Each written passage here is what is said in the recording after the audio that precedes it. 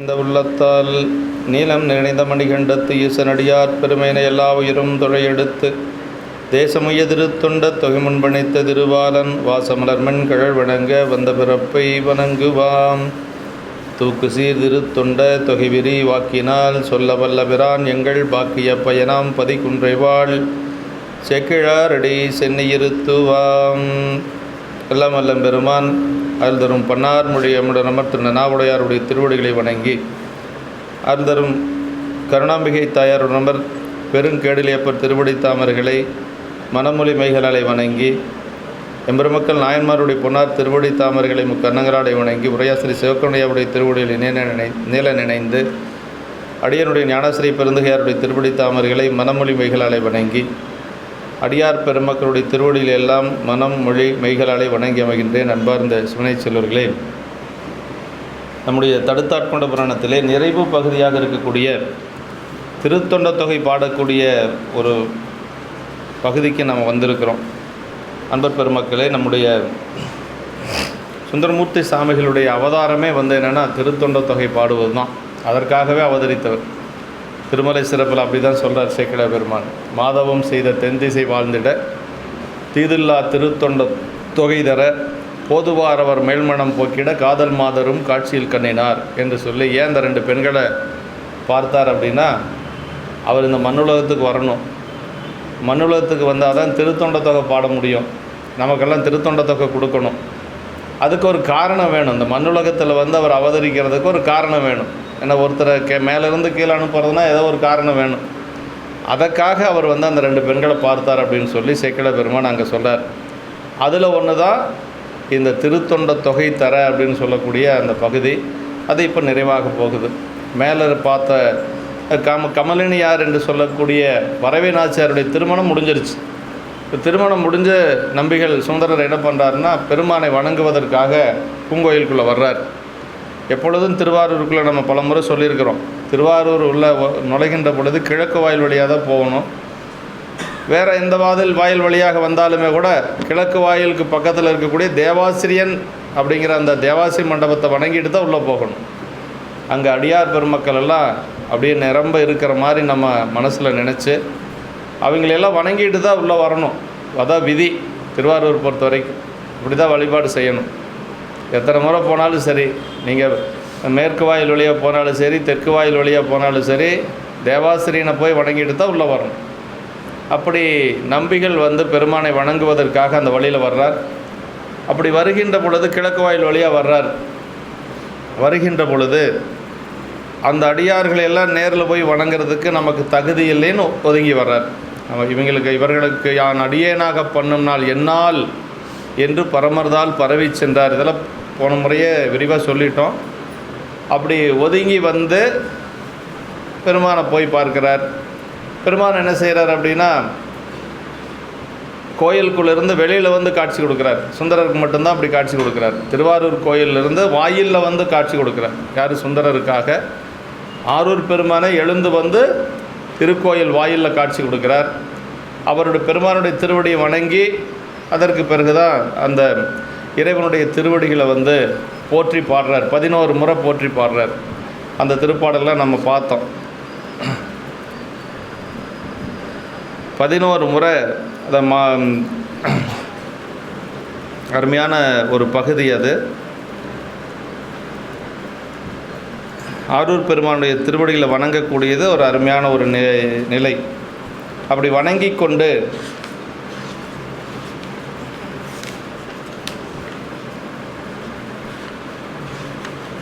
அப்படி உள்ளே வருகின்ற பொழுது பெருமான்கிட்ட விண்ணப்பம் செய்கிறார். மண்பெரும் திரு மாமரை வண்டு சூழ்ந்து அன்பர் சிந்தை அலர்ந்த செந்தாமரை நண்பெரும் பரமானந்த நன்மது எந்தரத்தும் அழித்து எது நின்றன என்று சொல்லி ஞானம் உய்ய நடம் மன்றுள் ஆடின என்று சொல்லி அந்த இறைவனுடைய திருவடியை பற்றிய 11 முறை பாடுவார், போற்றுவார். அதற்கு பிறகு பெருமான் சாமி நம்பிகள்கிட்ட சொல்கிறார், சுந்தரமூர்த்தி சாமிகள்கிட்ட சொல்கிறார், அவங்களுடைய பெருமைகளை இன்னும் நீ தெரிஞ்சுக்கணுன்னா, அவங்க பெருமையால் தம்மை ஒப்பார், பேணலால் எம்மை பெற்றார், ஒருமையால் உலகை வெல்வார், ஊனமேல் ஒன்றும் இல்லார், அருமையாம் நிலையில் நின்றார், அன்பினால் இன்பம் ஆர்வார், இருமையும் கடந்து நின்றார் இவரை நீ அடைவாய் என்று சொல்லி சுந்தரமூர்த்தி சாமிகளை வந்து அவர் இப்போ எப்படி இருக்காருன்னா சாமிகிட்ட தான் இருக்கிறார், ஆரூர் பெருமான் கிட்ட தான் இருக்கிறார். ஆரூர் பெருமான் என்ன சொல்கிறாரு, நம்மை தோழமையாக தந்தனம் என்று சொல்லி நண்பராகவே ஆயிட்டார், சிவபெருமானுக்கே நண்பர் ஆயிட்டார். ஆனாலும் கூட ஆரூர் பெருமான் என்ன சொல்கிறாருன்னா, அவங்கெல்லாம் ரொம்ப பெருமையால் தங்களுக்கு நிகரில்லாத அன்பர்கள் அவங்கெல்லாம், என்னிடத்தில் அன்பு செய்கிறதுல அவங்கள மாதிரி யாரும் செய்ய முடியாது, இந்த உலகத்தையே அவர்கள் வெல்லக்கூடிய நிலையில் இருக்கக்கூடியவர்கள், அதனால் வந்து நீ அவங்களோட போய் சேர்ந்துக்கோ அப்படின்னு சொல்லி தன்னிடத்தில் இருக்கக்கூடிய சுந்தரரை அந்த அடியாரோட போய் சேர்ந்துக்கோ அப்படின்னு சொல்லி சொல்கிறார். அதற்கு பிறகு அவரும் வந்து சுந்தரர் என்ன சொல்கிறாருன்னா, நான் இங்கு ஏதந்தீர் நெறியை பெற்றேன் அப்படின்னா குற்றமில்லாத ஒரு நெறியை நான் அடைய பெற்றேன் பெருமான் என்று சொல்லி என்றெதிர் வணங்கி போற்றேன். மீண்டும் சாமி சொல்கிறார், நீதியால் அவர்கள் தம்மை பணிந்தினி நிறை சொல் மாலை கோதிலா வாய்மையால் பாடன அண்ணல் கோர் என்று சொல்லி அவங்களை முறையாக நீ போய் வணங்கணும். தன்னை பற்றி வணங்குகின்ற பொழுது திருவெண்ணூரில் அப்படியெல்லாம் சொல்லலை, ஆனால் அடியாரில் வணங்குகின்ற பொழுது நீதியால் அவர்கள் தம்மை பணிந்து அப்படின்னு சொல்லி சாமி சொல்கிறார். அதற்கு பிறகு சுந்தரர் என்ன செய்கிறார் அப்படின்னா, அவங்கள பாட சொல்லி சொல்கிறார், நிறை சொல் மாலை பாடு அப்படின்னு சொல்லி சொல்கிறார். அப்படி பாட சொல்லி சொல்லுகின்ற பொழுது சுந்தரர் என்ன சொல்கிறார் அப்படின்னா, பெருமானே அவங்களுடைய பெருமைகளை வந்து எனக்கு என்ன தெரியும், அதனால் வந்து நீங்கள் தான் பாடக்கூடிய பரிசு எனக்கு நீங்கள் கொடுக்கணும், எப்படி பாடுறதுங்கிறது நீங்கள் தான் சொல்லணும் அப்படின்னு சொல்லி சொல்கிறார். நாதனார் அருளி செய்ய நம்பி யார் வந்து என்ன சொல்கிறார் அப்படின்னா, இன்னவாறு இன்ன பண்பு என்று ஏற்றுகேன் அதற்கு யான் யார், பண்ணும் பாமாலை பாடும் பரிசு எனக்கு அருள் செய் அப்படின்னு சொல்லி சொல்கிறார். அப்போ தான் வந்து அப்போ சாமியே பாட சொல்லியாச்சு, இருந்தாலும் கூட சுந்தரர் வந்து உடனே பாடுறது இல்லை. ஏன்னா அடியாளுடைய பெருமை அது எப்படி பாடுறது அப்படின்னு சொல்லி, சாமி எனக்கு என்ன தெரியும், நீங்கள் தான் அருள் செய்யணும் அப்படின்னு சொல்லி சொல்லுகின்ற பொழுது தான் பெருமான் வந்து அடியெடுத்து கொடுக்கிறார். அதை போன வாரம் இந்த பாட்டு வரைக்கும் நம்ம பார்த்துருக்குறோம். தொல்லைமால் வரைபயந்த தூயாள்தன் திருப்பாகன் அல்லல் தீர்ந்து உலகுய்ய மறையளித்த திருவாக்கால் தில்லைவால் அந்தனர்தம் அடியார்க்கும் அடியேன் என்று எல்லையில் வன்புகழாரை எடுத்து செய்ப்பா மொழி என்றார் என்று சொல்லி இந்த இடம்தான் வந்து இறைவனே அடியெடுத்து கொடுத்ததுங்க. நம்ம தொல்லைமால் வரைபயந்த தூயாள்தன் திருப்பாகன் அப்படின்னார். அப்படியே இமயமலையை உடைய மலையரசனுடைய மகளாக இருக்கக்கூடிய உமையம்மையை ஒரு பாகத்தில் உடைய சிவபெருமான் அல்லல் தீர்ந்து இந்த துன்பங்களெல்லாம் நீங்கி இந்த உலகம் உய்யும் பொருட்டாக என்ன செஞ்சாரா, தில்லைவால் அந்தனர்தம் அடியார்க்கும் அடியேன். இப்போ இறைவன் அடியெடுத்து கொடுக்குறார். இந்த உலகத்தினுடைய துன்பம் நீங்கணும் அப்படின்னா என்ன செய்யணும், அடியார் வழிபாடு செய்யணுங்க. அடியார் வழிபாடு செஞ்சால் தான் துன்பம் நீங்கும். சாமியை மட்டும் வழிபாடு செஞ்சால் அது பூர்த்தி ஆகாது. 2 வழிபாடு சைவத்தில், நம்ம சைவத்தில் வந்து 2 வழிபாடு, ஒன்று இறைவன் வழிபாடு, இன்னொன்று அடியார் வழிபாடு. இறைவன் வழிபாடு எப்போ தொன்று தொட்டு இருக்குது, ஆனால் அடியார் வழிபாட்டை வலியுறுத்துவதற்காக வந்தால் தான் திருத்தொண்ட தொகை. அதுக்காகத்தான் சுந்தரருடைய அவதாரம். ஏன்னா திருநீலக்க நாயனார் புராணத்தில் சேக்கிழ பெருமான் சொல்கிறார், வேத உள்ளுரை யாவன விரிபுணல் வேணிநாதர் தம்மையும் அவன் அடியாரையும் நயந்து பாத அர்ச்சனை புரிவதும் பணிவதும் என்றே காதலால் அவை 2மே செய் கருத்துடையார் அப்படிங்கிறார். திருநீலக்க நாயனார் ஒரு அந்தனர், அவர் ஒரு ஆதிசைவர். அவர் வந்து என்ன செய்வாரா, அடியார்கள் எல்லாம் வந்தாங்கன்னா பாத பூஜை செய்வாராம். பாத பூஜை செஞ்சு வீட்டில் தங்க வச்சு அவங்களுக்கு உணவு கொடுப்பார். அந்த 2 பணி அதே மாதிரி இறைவனையும் கோயிலில் போய் திருமேனை தொட்டு வழிபாடு செய்வார். இப்போ 2 பணியும் அவர் செய்திருக்கிறார். அங்கே அதான் சொல்கிறார், வேத உள்ளுரை யாவன, வேதத்தினுடைய உள்ளுரையாக வைத்து போற்றப்படுவது என்ன அப்படின்னா இறைவன் வழிபாடு, இன்னொன்று அடியார் வழிபாடு. சிவபெருமான் வழிபாடு என்று சொல்லுவது ஒரு சாதனம், அதனால் கிடைக்கக்கூடிய பயன் அடியார் வழிபாடு. அதை சாதனம் பயன் அப்படின்னு சொல்லி 2. நமக்கு சிவஞான போது அதானே சொல்லுது, செம்மலர் நோந்தால் சேரலொட்டா அம்மலம் கிழி அன்பருடுமரி மாலரணைய மலிந்தவர் வேடமும் ஆலயம் தானும் அரண்யன தொழுமை அப்படின்னார். முதல்ல வந்து நமக்கு மலங்கள் நீங்கினாலும் கூட அந்த நீங்கிய மலங்கள் மீண்டும் வந்து சேராமல் இருக்கணும்னு என்ன செய்யணும், அடியார்களோடு இருக்கணும். அதான் ரொம்ப முக்கியங்க. நான் சாமி மட்டும்தான் கும்பிடுவேன் அப்படின்னா அது அவ்வளவு பூர்த்தி ஆகலை. அடியார் வழிபாடு ரொம்ப, கோயிலுக்கு போகிறோன்னா இறைவனை வழிபாடு செய்யணும். அதே மாதிரி நாயன்மார்களை வழிபாடு செய்யாமல் நம்ம கோயில் விட்டு வெளியில் போகக்கூடாது. எங்கெல்லாம் நாயன்மார் இருக்குதோ அங்கே நாயன்மார் வழிபாடு செய்யணும். நாயன்மார் இல்லை அப்படின்னா என்ன செய்யணும், நால்வர் பெருமக்களை வழிபாடு செய்யணும். நால்வர் பெருமக்கள் இல்லாமல் ஒரு கோயிலே இருக்கக்கூடாதுங்க. நம்ம ஒரு சிவாலயம் அப்படின்னா 4 பெருமக்கள் குறைந்தபட்சம் நான் சொல்கிறேன், 4 பெருமக்களாவது இருக்கணும். அதுவும் இல்லைன்னா எப்படி நம்ம அந்த கோயில் எப்படியாவது சொல்லி நம்ம மணீஸ்வரர் கோயிலில் ஐயாவுடைய கோயில் அன்னூர் தானுங்க, அன்னூர் கோயில், அந்த கோயில் குடமுழுக்கு அப்போ 4 இல்லை, 4 வைக்கக்கூடாதுன்ட்டாங்க என்டோமெண்ட்டில். இருக்கிற சாமிக்கு மட்டும்தான் தீர்த்த விடணுன்ட்டாங்க. அப்போ மூர்த்திகையாவுடைய அப்பா வந்து அவருக்கு அவங்க பெரியவங்களாச்சா, அதனால் முறைப்படி செய்யணுன்ட்டு அவங்க அப்புறம் என்ன பண்ணாங்கன்னா பேரூர் சாமி வந்தார். பேரூர் சாமி இரவே சொல்லிட்டார், சாமி வச்சுருங்க அப்புறம் பார்த்துக்கலாம் அப்படின்ட்டாரு. அப்புறம் சாமியெல்லாம் வச்சு சாமி பேரூர் சாமி பக்கத்தால் நின்று குடமுழுக்கு செஞ்சு அதுக்கு பிறகு தான் இங்கே 4 பெருமக்கள் வந்தது மணீஸ்வரர் கோயிலில். அதனால் 4 குறைஞ்சபட்சம் இருக்கணும், கண்டிப்பாக 63 இருக்கணும், முடியாத பட்சத்தில் நான் சொல்கிறேன். அதனால் அடியார் வழிபாடு ரொம்ப ரொம்ப முக்கியம் சைவத்தில். அதனால் அது வலியுறுத்தி சொல்லப்பட்டது. ஆமாம், ஞாலமுய்ய நாமுய்ய நம்பி சைவ நெறியின் சீலமுய்ய திருத்தொண்ட தொகைமுன் பாடன்னார் சேக்கிழ பெருமான். அதாவது சைவ நெறிக்குன்னு ஒரு ஒழுக்கம் இருக்குங்க, சைவ நெறிக்குன்னு ஒரு ஒழுக்கம் இருக்குது. அது என்ன சைவ நெறியினுடைய ஒழுக்கம்னா அடியார் வழிபாடு. அதான் திருத்தொண்ட தொகை. ஞாழமுய்ய இந்த உலகம் உய்ய, நாமுய்ய உலகத்தில் இருக்கக்கூடிய நம்ம எல்லாரும் உய்வடையும் பொருட்டாக, ஞாழமுய்ய நாமுய்ய நம்பி சைவ நெறியின் சீலமுய்யன்னார்.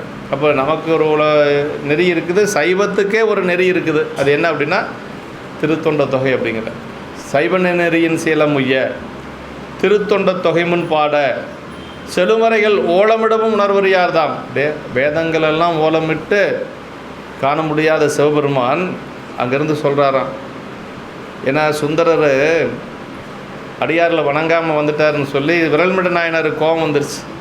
விரல்மிட நாயனார் என்ன செஞ்சார், அடியாரை வணங்காத போகிற சுந்தரன் பிறகு சரி பரவாயில்ல, சுந்தரர் மேலே அவருக்கு ஒரு கோபம் இருக்க வேண்டியதுதான், அதோடு விட்டார். அவர் சுந்தரனை ஆட்கொண்ட சிவபெருமானும் பிறகுனார், வேறு யாரும் சொல்ல முடியாது. அவர் செங்கனாச்சேரி, கேரள மாநிலம், திருச்செங்குன்றூர் அப்படின்னு சொல்லி அவருடைய ஊருங்க.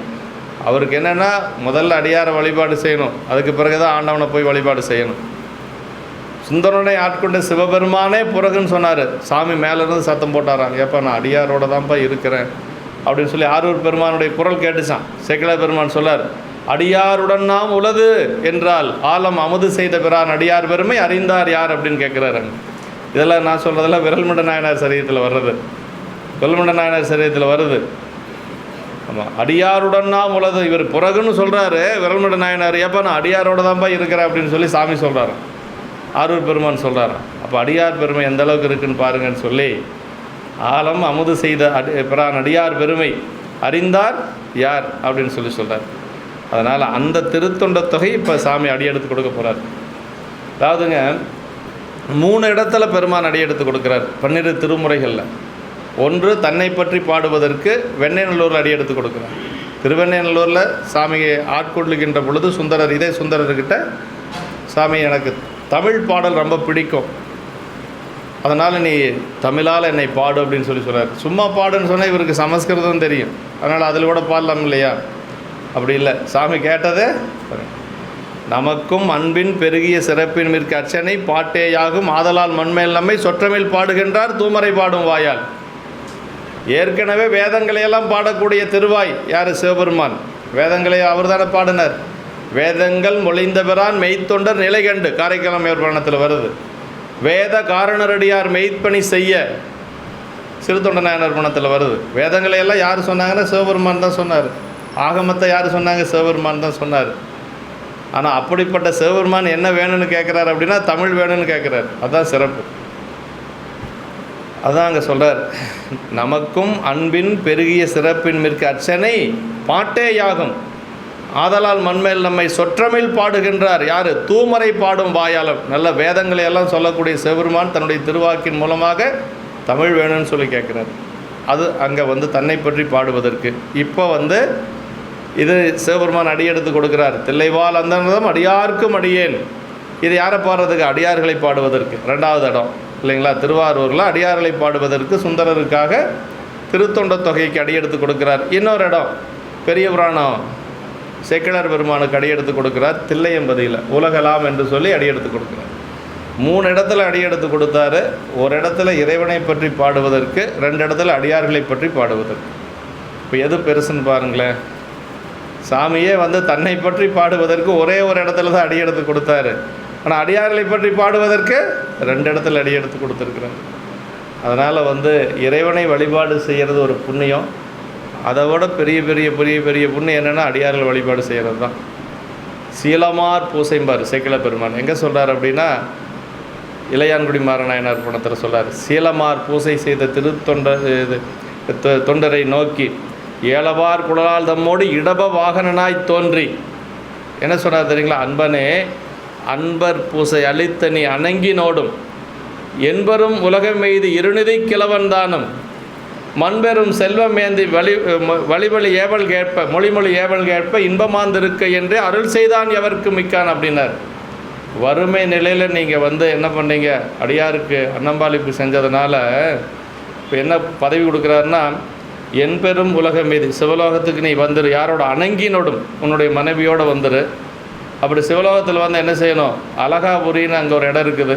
அங்கே தான் குபேரன் இருக்கிறார். செல்வத்தை எல்லாம் வாரி வாரி கொடுக்கக்கூடிய குபேரன் இருக்கிறார். குபேரனுக்கு நீங்கள் அதிகாரியார் அப்படின்னு சொல்கிறார் சிவபெருமான். அப்படி வரம் கொடுத்தாரு. அதை சீலமார் பூசை செய்த திருத்தொண்டர். சிவபூசை பண்ணவங்களுக்கெல்லாம் அந்த பதவி கிடைக்கல. சீலமார் பூசைன்னா என்ன தெரியுங்களா? மாகேஸ்வர பூஜை என்று சொல்லக்கூடிய அடியார்களுக்கு செய்யக்கூடியது. சிவபெருமானுக்கு செய்யக்கூடியது மகேஸ்வர பூஜை. சிவபெருமானுக்கு செய்யக்கூடியது மகேஸ்வரன்னா சிவபெருமான் இல்லையா? அடியார்களுக்கு மாகேஸ்வர பூஜைன்னு பேர். அடியார்களுக்கு செய்கிறதுக்கு பேர். அது மகேஸ்வர பூஜைன்னு சொல்லக்கூடாது, மாகேஸ்வர பூஜைன்னு சொல்லணும். ஒரு கால் அதிகம், ஒரு மாத்திரை கூடுதலாக வரும். அப்போ எது பெருசுன்னு பாருங்களேன். அதான் வாரியார் சாமிகள் சொல்லுவார், போஸ்ட் ஆஃபீஸில் போட்டால் தபால் பெட்டிக்கு வராது, ஆனால் பெட்டியில் கொண்டே தபாலை போட்டோம்னா போஸ்ட் ஆஃபீஸுக்கு வரும் அப்படிம்பார். அடியார்களுக்கு செய்கிறது இறைவனுக்கும் போய் சேரும், அடியாருக்கும் சேரும். சாமிக்கு செய்கிறது சாமிக்கு மட்டும்தான் போய் சேரும், மீண்டும் அடியாருக்கு திரும்பி வராது. அதுதான் இந்த இடத்துல எல்லைவாழ் அந்தர்தம் அடியார்க்கும் அடியேன் என்று எல்லையில் வன்புகழாரை எடுத்தசைப்பா மொழி என்றார்னர். போன வாரம் பார்த்ததான் இல்லைங்களா? அதாவது சாமி சுந்தரர் எப்படின்னா எல்லையில் வன்புகழாரை அப்படின்னார். எல்லையில்லாத புகழையுடையவர் சுந்தரருங்க. சுந்தரருடைய பெருமைக்கும் புகழுக்கும் அளவே இல்லை. சுந்தரருடைய பெருமை என ஒரு சிவபெருமானுக்கே, ஒரு சமயத்தினுடைய தலைவர் சிவபெருமானுக்கே தோழர் அப்படின்னா என்ன? சாதாரணமாக யோசனை பண்ணிப்பார். ஒரு சாதாரண ஒரு வார்டு கவுன்சிலர் நம்மளுக்கு தெரிஞ்சவனாக இருந்தால் அவர் எனக்கு ரொம்ப பழக்கங்க அப்படின்னு பண்ணாமல், இந்த உலகத்துக்கு பிரபஞ்சத்துக்கே தலைவருங்க. இந்த உலகத்துக்கே தலைவராக இருக்கக்கூடிய ஒருத்தருக்கு நண்பருங்க சுந்தரர். அதனால தான் சுந்தரருடைய தாயாரை பற்றி சொல்லுகின்ற பொழுது, இசைஞானி பிராட்டியாரை பற்றி சொல்லுகின்ற பொழுது ஒரே ஒரு பாட்டில் தான் சேக்கிழ பெருமான் சொல்கிறார். அந்த சரிதமே ஒரு பாட்டு தான். ஆமாம், ஒரே ஒரு பாட்டு தான். அந்த பாட்டில் நல்லா சொல்வார். அந்த ஒரு பாட்டுனாலும் அருமையான ஒரு திருப்பாடலை சொல்கிறாருங்க. நல்ல சடையநாயனார் பாட்டும் ஒரே சரிதமும் ஒரே பாடல் தான். நல்ல பாட்டு, கடைசியாக இருக்கும் பாருங்க, ஒரே ஒரு பாட்டு. ஒளியா பெருமை சடையனார் உரிமை செல்வ திருமனையார் அழியாப்புறங்கள் எய்தளித்தார் ஆண்ட நம்பிதமை பயந்தார் இலியா குலத்தின் இசைஞானி பிராட்டியாரை என் சிறு புன்மொழியால் புகழ முடியுமோ? முடியாது, எவருக்கும் முடியாதால் அப்படின்னார். அந்த மாதிரி எங்கேயும் சொல்ல மாட்டார். என்னால் முடியாதுன்னு பல இடத்துல சொல்லியிருக்கிறாரு. ஆனால் யாராலையும் சொல்ல முடியாது அப்படின்னு அங்கே தான் சொல்கிறார். என்ன காரணம் அப்படின்னா, ஒளியா பெருமை சடையனார் உரிமை செல்வ திருமனையால். சடையனார் எவ்வளோ பெரியவர், பெரிய சிவாச்சாரியார், ஆதி சைவ கோத்தரத்தில் அவதரித்தவர். அப்படி சடையனாருக்கு மனைவி. அது மட்டுமா, ஒளியா பெருமை சடையனார் உரிமை செல்வ திருமனையால் அழியாப்புறங்கள் எய்தளித்தார் ஆண்ட நம்பிதமை பயந்தார் அப்படின்னார். சிவபெருமான் எப்படி முப்புறங்களையெல்லாம் எரித்த சிவபெருமானுடைய தோழராக இருக்கக்கூடிய சுந்தரமூர்த்தி சாமிகளை பெற்றவர். அதனால் சொல்கிறார், அழியாப்புறங்கள் எய்தளித்தார் ஆண்ட நம்பிதமை பயந்தார் இலியா குலத்தின் இசைஞானி பிராட்டியாரை. உயர்ந்த குலம், இருக்கிறதுலே உயர்ந்த குலம் என்ன தெரியுங்களா? ஆதிசைவ குலம் தாங்க. ஏன்னா சிவபெருமானை தொட்டு வழிபாடு செய்யக்கூடிய குலம் அந்த குலம்தான். அந்த குலத்தை நம்ம வணங்கித்தான் ஆகணுங்க. ஆமாம், அதாவது அதில் ஒன்றும் மாற்று கருத்து இல்லை. அவங்க தான் ஆதிசைவர்கள், ஆதிசைவ கோத்திரம். ஆமாம், சிவபெருமா அதாவது மரபு மாதொரு பாகனாருக்கு வழி அடிமை செய்யும் வேதியர் குலம் அப்படின்னாரு சேக்கிழார் பெருமான். மாதொரு பாகனாருக்கு யார்? சிவபெருமானுக்கு வழி அடிமை செய்யும் வேதியர் குலத்தில் தோன்றி அப்படின்னு சொல்லி சொன்னார். அப்படி அந்த குலத்தில் உதித்த அந்த அம்மையாரை பற்றி சொல்லுகின்ற பொழுது, இலியா குலத்தின் இசைஞானி பிராட்டியார் என் சிறு புன்மொழியால் புகழ முடியுமோ? நான் சொல்கிறதெல்லாம் சும்மா சாதாரண ஒரு புன்மொழிகள், ரொம்ப கீழான மொழிகள். அதில் போய் அந்த அம்மாவனுடைய பெருமையில் சொல்ல முடியுமா? முடியாது அப்படின்றதோடு நிற்கலை. எவருக்கும் முடியாதால் அப்படின்னு வேறு யாராலையும் சொல்ல முடியும். சிவபெருமானுக்கே தோழராக ஒரு பிள்ளையை பெற்று கொடுத்துருக்குறான்னா அந்த அம்மா எவ்வளோ பாக்கியசாலியாக இருப்பா. அதனால் அந்த அம்மாவுடைய பெருமை என்னால் சொல்லவே முடியாது. ஒரே பாட்டு தான் சரிதமே முடிஞ்சு போச்சு. ஆமாம், அவ்வளவு பெருமையுடையவர் சுந்தரர். அதான் எல்லையில் வன்புகழாரை அப்படின்னு சொல்லி சொல்கிறார். எல்லையில் சிவபெருமான் இவர் பின்னாடி போனார். இவர் ஒன்றும் சிவபெருமானை போய் தேடிட்டு எல்லாம் போகலை. என்னை நீங்கள் ஆட்கொண்டுக்குங்க, நான் உங்களுக்கு அடிமையாக இருக்கிறேன் அப்படியெல்லாம் இல்லை. சிவபெருமான் இவர் பின்னாடி வந்தார். அதுக்கு ஒரே காரணம் என்ன? பெருமான் மீது அவர் வைத்திருந்த அன்பு தான் காரணம். தம்பிரானை தன் உள்ளம் தலியவன் அப்படிங்கிறது தான் காரணம், வேற ஒன்றும் இல்லை. அவர் என்ன சிவபெருமானுக்கு ஒரு நாள் ஏதாவது ஆக வேண்டியது இருக்குதா என்ன? வேண்டுதல் வேண்டாமல் இல்லாதவன் சிவபெருமான். யாருக்கிட்ட எதையும் கேட்டு வாங்கணுங்கிற அவசியம் அது சாமி கிடையாது. ஆனால் சுந்தரருடைய அன்பில் கட்டுப்பட்டு கிடந்தார் சாமி. ஆலம்புலியில் இருக்கிறார் சுந்தரர். ஆலம்புலியில் இருக்கிற சுந்தரர்கிட்ட போய் கனவுல சொல்கிறார் சாமி, மலபாடிக்கு வர மறந்தனையோ அப்படிங்கிறார். அப்படின்னு என்ன அர்த்தம்? இப்படியே போயிடாத, நான் மலம்பாடியில் இருக்கிறேன், அங்கேயும் கொஞ்சம் வந்து என்னை பாடிட்டு அப்புறமா போன்னு சொல்லி அர்த்தங்க. சாமி மேலே எவ்வளவு சாமிக்கு அன்பு இருக்கணும் சுந்தரர் மேலே. அதுதான் அங்கே ரெண்டு பக்கம் இருந்தது. சுந்தரருக்கு சாமி மேலே அன்பு இருந்தது, சாமிக்கு சுந்தரர் மேலே அன்பு இருந்தது. அதுதான் அந்த பரஸ்பரம் அப்படிங்கிறதுங்க. அதனால் இந்த எல்லையில் வன்புகழாரை அப்படிங்கிறது ரொம்ப அருமையான இடங்க. எல்லையில் வன்புகழாரை எடுத்திசைப்பா மொழி என்றார் என்று சொல்லி, அது எத்தனையோ அடியார்கள் வந்திருக்கிறாங்க 8ஆம் நூற்றாண்டு வரைக்கும், 8ஆம் நூற்றாண்டுடைய பிற்பகுதி. ஆனால் இவர் வந்து தான் இதை பாடணும் அப்படிங்கிறது சாமியினுடைய ஒரு விருப்பங்க. சாமியினுடைய விருப்பம், இவர் வந்து தான் இந்த திருத்தொண்ட தொகை பாடணும் அப்படிங்கிறது இறைவனுடைய விருப்பம்.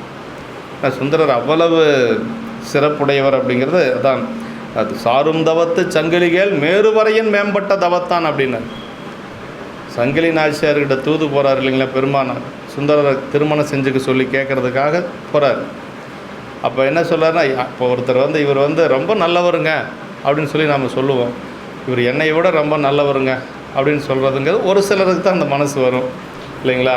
சாமி அப்படி சொல்லியிருக்கார், நான் இருக்கக்கூடிய இமயமலையை விட சிறந்த தவம் செஞ்சவன் சுந்தரன் அப்படின்னு சொல்லி சொன்னார்.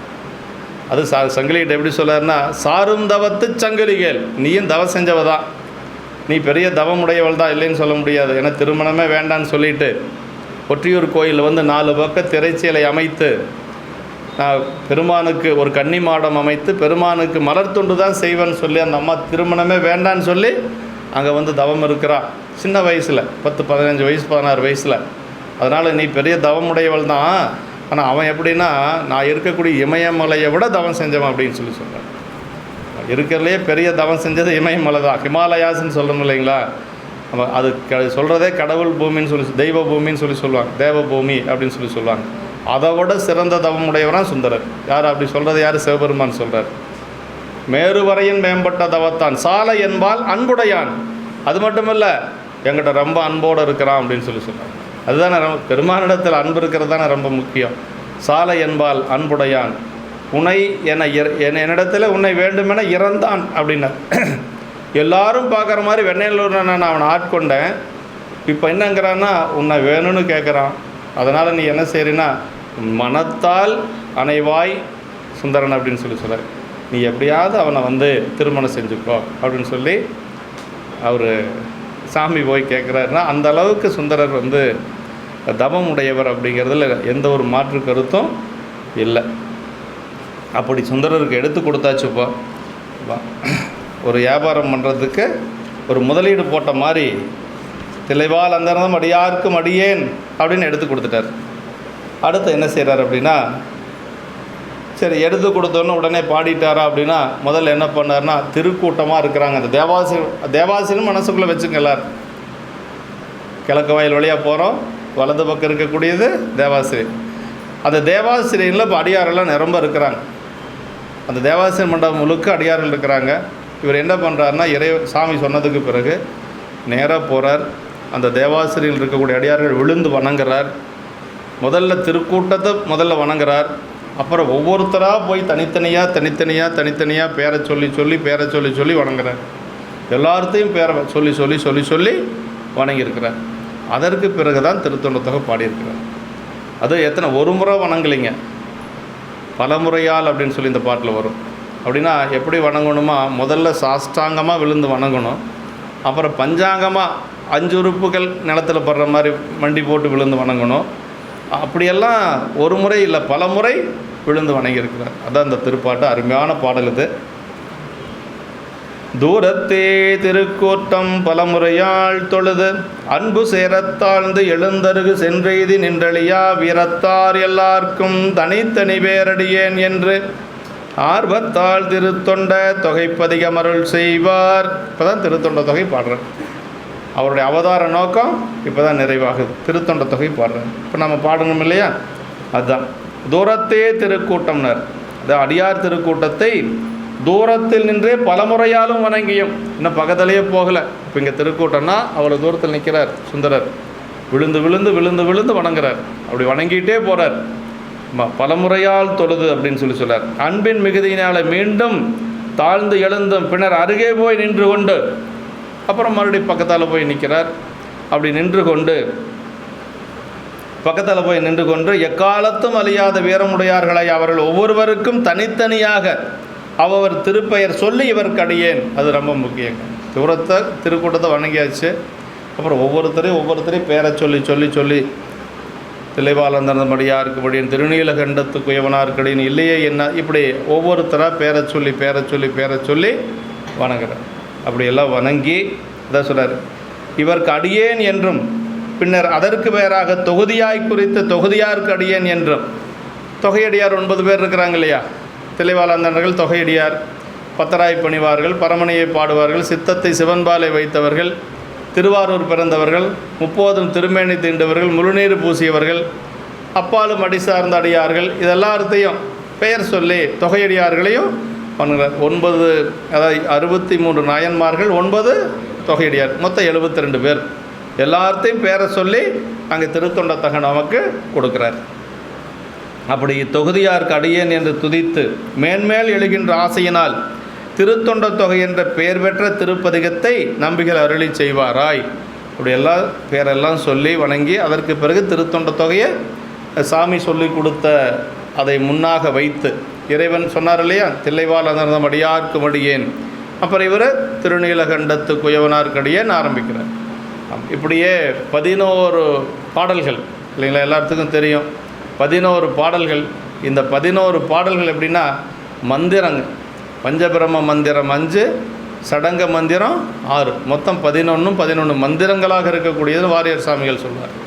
அது நமக்கு அந்த சமஸ்கிருத மந்திரமெல்லாம் தெரியல, என்ன செய்கிறது, திருத்தொண்ட தொகை பாடினா போதும், அந்த மந்திரம் சொன்னதுக்கு சமம். ஏன்னா அடியாருடைய பெருமைகளை சொல்லக்கூடியது வாரியார் சாமிகள் அப்படி சொல்லியிருக்கார். பஞ்சபிரம மந்திரம் 5, சடங்க மந்திரம் 6, மொத்தம் 11 சம்ஹிதா மந்திரங்கள். அது சைவத்தில் ரொம்ப முக்கியமானது.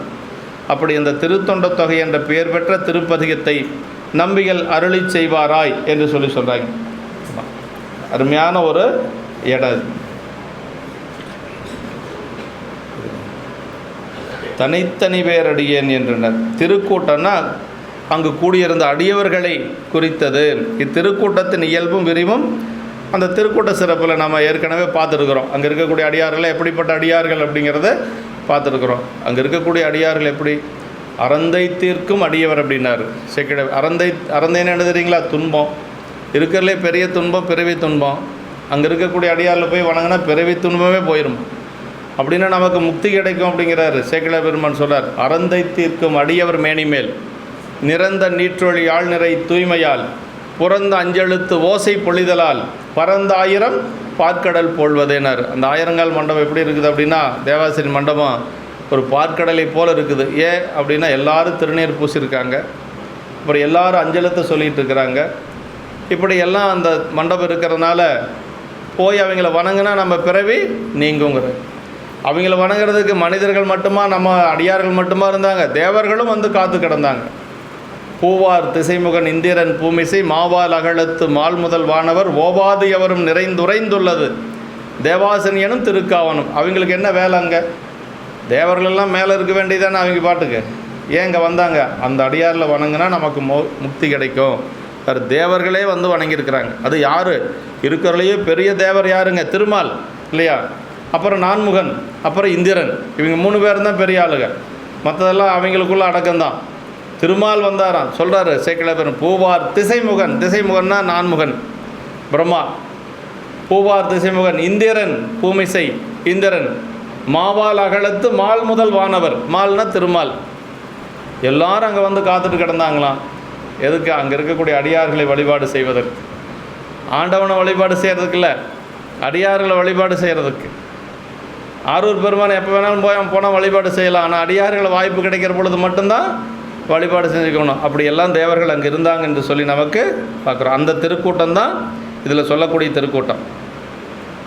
அதனை தூரத்தே தொழுதல் அதன் பெருமையும் அதனை நோக்க தமது சிறுமையும் அதனை வணங்கும் முறையும் குறித்தது. திருக்கூட்டம் பேணாதேகும் ஊரனுக்கும் புறகு என்று வெகுண்ட விரல்மிண்ட நாயனார்.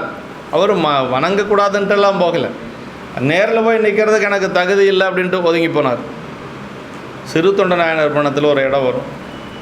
சிறு தொண்ட நாயனார் வந்துட்டு அவர் இல்லாத நேரத்தில் வர்றார். யார்? சிறு தொண்ட நாயனார் இல்லாத நேரத்தில் சாமி வர்றார். சாமி வந்து எப்படி வந்தார் அப்படின்னா, தண்டாததொரு வேட்கை பசியுடையார் தமை போல கண்டாரை சிறு தொண்டர் மனை வினைவி கடிதணைந்து தொண்டனாருக்கு என்னாலும் சோரளிக்கு வண்டார் பூந்தாரான் மனையில் உள்ளாரோ அப்படின்னார். கைலாயத்திலிருந்து வர்றார், திருச்செங்காட்டங்குடிக்கு வந்துட்டார். பார்க்குறவங்களெல்லாம் கேட்குறாராம், சிறு தொண்டர் வீடு எங்கேப்பா இருக்குது, சிறு தொண்டர் வீடு எங்கே இருக்குது, சிறு தொண்டர் வீடு எங்கே இருக்குதுன்னு எல்லாத்தையும் கேட்டார். கைலாயத்திலேருந்து வந்தவருக்கு திருச்செங்காட்டங்குடியிலிருந்து ஊடு தெரியாத போயிருமா என்ன? அப்படிலாம் இல்லை. இப்படி ஒருத்தர் இருக்கிறாருன்னு எல்லாரும் தெரிஞ்சுக்கணுங்கிறது சாமியினுடைய விருப்பம். ஏன்னா அவரை பற்றி யாருக்கு தெரியாது இல்லையா? இப்படி ஒருத்தர் இருக்கிறார் அப்படின்னு எல்லாரும் தெரிஞ்சுக்கணும்னு சாமி நினைக்கிறாரு. போன உடனே கேட்டாராம், தொண்டனாருக்கு என்னாலும் சோறளிக்க வந்தார். ஒரு நாள் 2 நாளைக்கெல்லாம் இல்லை, தினசரி சோறு போடுவாரே, அவர் இருக்கிறாரா அப்படின்னு சொல்லி கேட்டாரா. வந்தணைந்து வினவுவார் மாதவரே யாம் என்று சந்தனமாம் தையலார் முன்வந்து தாழ் வணங்கினார்.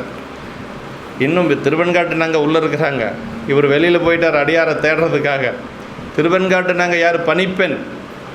மன்னிக்கணும் சந்தன தாதியார் பணிப்பெண். திருவெண்காட்டு நங்கை சிறு தொண்ட நாயனாருடைய மனைவியார்.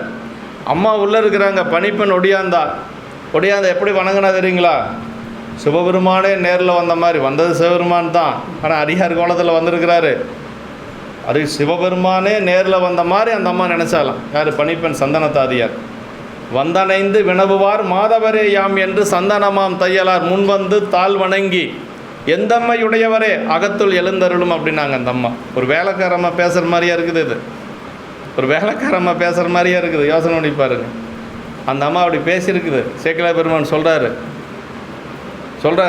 பாருங்க.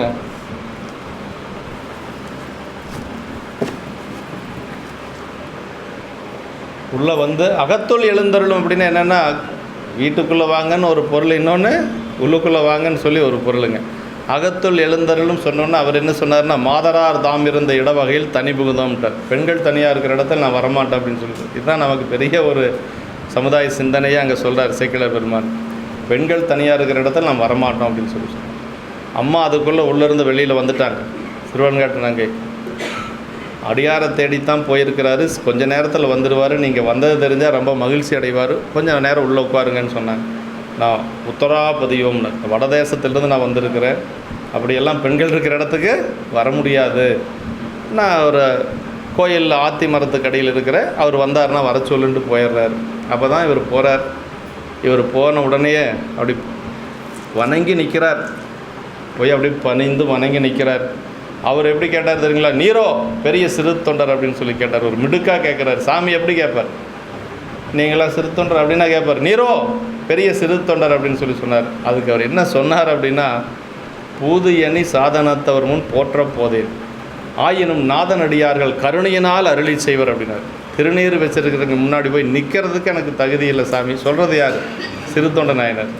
திருநீர் வச்சிருக்கிறதுக்கு முன்னாடி நிற்கிறதுக்கு எனக்கு தகுதி இல்லை, ஆனால் என் மேலே இருக்கக்கூடிய ஒரு கருணை எல்லாரும் அப்படி சொல்லுவாங்க அப்படின்னு சொல்லி அங்கே போய் நிற்பார். அது மாதிரி சுந்தரருங்க சிவபெருமானுக்கே தோழர், ஆனால் அந்த அடியார்கள் இருக்கக்கூடிய இடத்துக்கு நேரில் போய் நிற்கிறதுக்கு தகுதிகளைன்னு ஒதுங்கி போகிறார். அதுதான் பெரிய சிறப்பு. பெரிய புராணம் எங்கே இருக்குதுன்னு நாம் சிந்திச்சு பார்க்கணும். பெரிய புராணம் எங்கே பணிவு இருக்குதோ அங்கே தான் பெரிய புராணம் இருக்குது. சிறுத்தொண்ட நாயனாரோடவா நம்ம பெரிய அடியாராக போயிட்டோம். பூதியணி சாதனத்தவர் முன் போற்ற போதேன் அப்படின்னு திருநீர் பூசணைக்கு முன்னாடி நிற்கிறதுக்கு முதல்ல நமக்கு ஒரு தகுதி வேணும் அப்படின்னு சொல்லி சொல்கிறார். இதுதான் பெரிய புராணம். இப்படி சொல்கிறாரு. பலமுறையால் தொழுது அப்படின்னார். ஒரு முறை இல்லை, ரெண்டு முறை இல்லை, பல முறையால் தொழுது என்று சொல்லி அப்புறம் மகிழ்ந்தெழுந்து பலமுறையும் வணங்குகின்றார் என்று சொல்லி சொல்கிறார். ஞானசம்பந்த பெருமானுடைய புராணத்தில் ஒரு இடம் வருங்க. ஞானசம்பந்த பெருமான் எவ்வளோ பெரியவர். ஞானசம்பந்த பெருமான் சிவபெருமானை தவிர யாரையும் வணங்க மாட்டார். வம்பரா வரிவண்டு மனம் நார மலரும் மதுமலர் கொன்றையான் அடியல்லால் பேனா எம்பிரான் சம்பந்தன் அடியார்க்கு முடியன். ஒரே வழிபாடு சிவபெருமான் தான். அப்படிப்பட்ட ஞானசம்பந்த பெருமான் என்ன பண்ணார்னா காலத்தி போனார். காலத்தி போய் முதல்ல சாமியை வழிபாடு செஞ்சார். சாமியை வழிபாடு செஞ்சுட்டு அப்படியே கண்ணப்பரை வழிபாடு செய்ய போகிறார். கண்ணப்பரை எப்படி வழிபாடு செஞ்சாருங்கிறத சேக்கிழ பெருமான் சொல்கிறாருங்க. யாரையுமே வணங்காத ஞானசம்பந்த பெருமான் கண்ணப்பரை எப்படி வழிபாடு செஞ்சார்னா, கும்பிட்ட பயன் காண்பார் போல் மெய்வேட பெருமானை கண்டு வீழ்ந்தார் அப்படின்னார். நின்றுட்டெல்லாம் கும்பிடல கண்ணப்பரை. நாமெல்லாம் இப்படி சொல்லி அப்படி ஒரு வணக்கம் போடுவோம் இல்லையா, அப்படியெல்லாம் இல்லை. அப்படி சாஷ்டாங்கமாக விழுந்தாராம் கண்ணப்ப நாயனார் இருக்கிற இடத்துல போய். அது எப்படி விழுந்தார்னா, ரெண்டு பேர் பின்னாடி இருந்து தள்ளி விட்டால் எப்படி போய் குப்புன்னு விழுவாங்க, அது மாதிரி விழுந்தாராம். கும்பிட்ட பையன் காண்பார் போல் மெய்வேடர் பெருமானை கண்டு வணங்கினார்னு சொல்லலை, வீழ்ந்தார் அப்படின்னு சொல்லி சொல்கிறார்.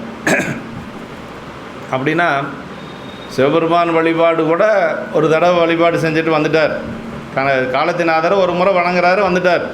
ஆனால் கண்ணப்ப நாயனாரை பலமுறையும் வீழ்ந்தெழுந்து வணங்கினார்னர். மகிழ்ந்தெழுந்து பலமுறையும் வீழ்ந்தெழுந்து வணங்கினார் அப்படின்னு சொல்லி சொல்கிறார். ஒரு தடவை ரெண்டு தடவை இல்லைங்க, பலமுறை வணங்கினாராம் சேக்கிழ பெருமான். அந்த இடத்த அப்படி நமக்கு சொல்லுவார். அவ்வளவு அடியார் வழிபாடு அப்படிங்கிறது அவ்வளவு சிறப்புங்க. அன்பு நேர தாழ்தனர் மேல்மேல் அன்பு கூறுதலால் மீண்டும் மீண்டும் வீழ்ந்தெழுந்து வணங்குதல். சடங்குக்காக வணங்குறது இல்லைங்க, உண்மையிலேயே வணங்கணும்னு சொல்லி வணங்குறது. அதுதான் பெரிய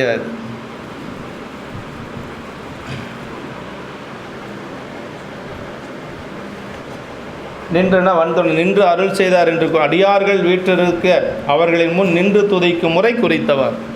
அடியார்கள் உட்கார்ந்துட்டு இருக்கணுமா, நம்ம வணங்குறவங்க போய் நின்றுட்டு தான் வணங்கணும். இப்போ தேவாசிரியர்கள் அடியாரெலாம் உட்கார்ந்துட்டு இருக்கிறாங்க. சுந்தரர் இப்போ எப்படி இருக்கார்? நின்றுட்டுருக்கிறார். நின்றுட்டு வழிபாடு செய்கிறார்.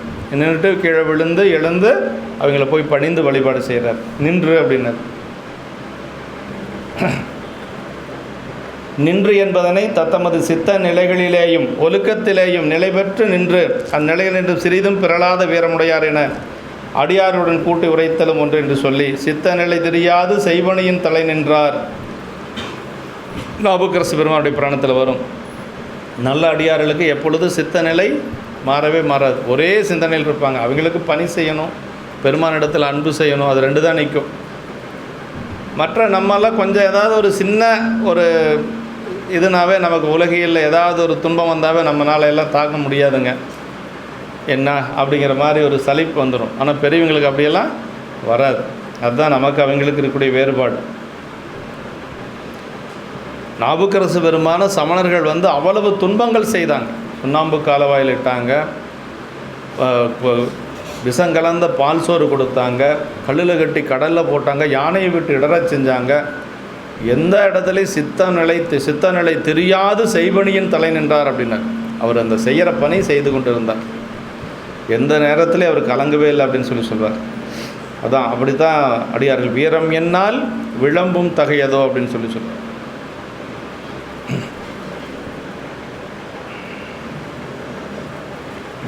ஆரம் கண்டிகை ஆடையும் கந்தையே பாரம் ஈசன் பணியலது ஒன்றிலார் ஈர அன்பினர் யாதும் குறைவிலார் வீரம் என்னால் விளம்பும் தகையதோ அப்படின்னு சொல்லி சேக்கிழார் பெருமான் திருக்கூட்ட சிறப்பில் சொல்கிறார். தனித்தனி வேறடியன் அப்படின்னார். தனியடியார் தனித்தனியும் வேறும் என உண்மை அப்படின்னா அதாவது தனியடியார் தொகையடியார் என்ற இரு பகுப்பும் குறிக்க இப்படி சொல்கிறாருங்க. ஆர்வத்தால் ஆர்வம், அதாவது அடியார் வணக்கத்தில் மேன்மேல் எழும் ஆசை. ஆர்வங்கிறது அது ரொம்ப முக்கியம். ஆர்வம் என்ன எதுலேயுமே ஆர்வம் இல்லைன்னா நம்ம எந்த தொண்டையும் நம்ம நிரந்தரமாக செய்ய முடியாது. எதுலேயும் ஒரு ஆர்வம் வேணுங்க. பெரிய புராணம் படிக்கணும், பெரிய புராணம் கேட்கணுன்னா ஆர்வம் வேணுங்க நமக்கு. அதுதான் ரொம்ப முக்கியம். ஆர்வம் தான் ரொம்ப முக்கியம். ஆர்வம் இருக்கணும். இதுவரை ஆரூரில் அம்மானுக்கால் பணி செய்ய பெற்ற ஆரூரனாகிய அடியேன் இன்று தில்லைவாழ் அந்தனதம் அடியார்க்கும் அடியனாக பெற்றேன். பெருமிரலை குறும்பருக்கும் பேயார்க்கும் அடியனாக பெற்றேன். பொய்யடிமையில்லாத புலவர்க்கும் அடியேன் ஆயினேன் என்று சொல்லி இப்படி ஒவ்வொருத்தருக்கும் அப்படி அம்மானுக்கு அன்பராவார் என்று மேலும் மேலும் பாராட்டி போற்றி உலகினுக்கு உறுதி கூறுதல் ஆசைப்பாட்டின் மிகுதி காட்டிற்று என்று சொல்லி நம்பிகளுடைய உள்ள நிலை இத்திருப்பதிகம் அருளிய போது நம்பிகளின் உள்ள நிலை குறித்தது. இந்த பதிகம் பாடுகின்ற பொழுது அப்படி எல்லாத்துக்கும் நான் இதுவரைக்கும் ஆரூர் பெருமானுக்கு மட்டும் அடிமையாக இருந்தேன். ஆனால் இப்போ இந்த அடியாரில் எல்லாத்துக்கும் நான் அடிமையாக இருக்கிறேன் என்று சொல்லி ஒவ்வொரு பதிகத்திலையும் பாடுறார், ஒவ்வொரு பாட்டிலையும் பாடுறார். கடைசியே அந்த பாட்டு முடிகிற பொழுது ஆரூரன் ஆரூரில் அம்மானுக்காலேனர். ஆரூரன் என்னுடைய பெயர் ஆரூரன், ஆரூரில் இருக்கக்கூடிய பெருமானுக்கு நான் அடிமை என்று சொல்லி சொல்கிறார். ஆரூரன் ஆரூரில் அம்மானுக்காலே என்று சொல்லி சொல்கிறார். அடியார்களுக்கு நான் அடியவன், அதே மாதிரி இறைவனுக்கும் நான் அடியவன் என்று சொல்லி சொல்கிறார். எல்லாருக்கும் எக்காலத்தும் எல்லா இடத்தும் உள்ள தன்மையார் எல்லாருக்கும் என சொல்கிறார். நின்றலியா வீரத்தார் அப்படின்னு சொல்லி சொன்னார். இப்படி திருத்தொண்ட தொகை பதிகம் நமக்கு இது மாதிரி தான் நமக்கு சொல்கிறார். அடுத்த திருப்பாட்டு தம்பெருமான் கொடுத்த மொழி முதலாக தமிழ் மாலை செம்பொருளால் திருத்தொண்ட தொகையான திருப்பதிகம் உம்பர் விரான் தானருளும் உணர்வு பெற உலகேத்த எம்பெருமான் வந்தொண்டர் பாடியவர் எதிர்பணிந்தார். அப்படியே பாடிக்கொண்டு அந்த அடியார்களுடைய திருக்கூட்டத்தில் போய் பணிந்து நிற்கிறார். இந்த திருத்தொண்ட தொகை பாடிட்டு பணிந்து நிற்கிறார். அதான் தம்பெருமான் கொடுத்த மொழி முதலாக தமிழ் மாலை செம்பொருளால் திருத்தொண்ட தொகையான திருப்பதிகம் என்று சொல்லி அருமையான ஒரு எடை இது. தம்பெருமான் சிவபெருமான் கொடுத்த மொழி இல்லையா, சாமி அடியெடுத்து கொடுத்தது. இரண்டாவது முறையாக சுந்தரருக்கு அடியெடுத்து கொடுத்திருக்கிறார். ஏற்கனவே தன்னை பற்றி பாடுவதற்கு பித்தா என்று சொல்லி அடியெடுத்து கொடுத்தார். பித்தா பிறை சூடி பெருமானை அருளாளான்னு சொல்லி அங்கே பாடினார். இப்போ அடியார்களை பாடுவதற்கு அடியெடுத்து கொடுத்துருக்கார். ரெண்டாவது முறையாக சுந்தரருக்கு அடியெடுத்து கொடுத்திருக்கிறார். நம்ம தம்பெருமான் கொடுத்த மொழி, அப்படி தமது இறைவன் எடுத்து கொடுத்த மொழிகளையே முதலாக வைத்து தொடங்கிய தமிழ் பாமாலையாய் செம்போரல் கொண்டு திருத்தொண்ட தொகையாகிய திருப்பதிகத்தை அந்த இறைவனே அருளும் உணர்வு பெறுதலால் உலகம் ஏற்றுமாறு எமது தலைவராகிய வன்தொண்டர் பாடி முடித்து அத்திருக்கூட்டத்தின் முன்னர் வணங்கினார். எம்பெருமான் வன்தொண்டர் சேக்கிழ பெருமானும் இப்போ என்ன சொல்கிறார்னா, என்னுடைய தலைவராக இருக்கக்கூடிய சுந்தரர் அப்படி பாடிக்கொண்டு அந்த திருக்கூட்டத்தில் போய் சேர்ந்தார் என்று சொல்லி சொல்கிறார். இந்த இடத்துல எம்பெருமான் அப்படிங்கிறது சிவபெருமான் இந்த சேக்கிழார் பெருமான் சுந்தரரை என்னுடைய தலைவராகிய சுந்தரர் அப்படி பாடிக்கொண்டு அந்த கூட்டத்தில் போய் அணைந்தார் என்று சொல்லி சொல்கிறார். விளக்க உரையில்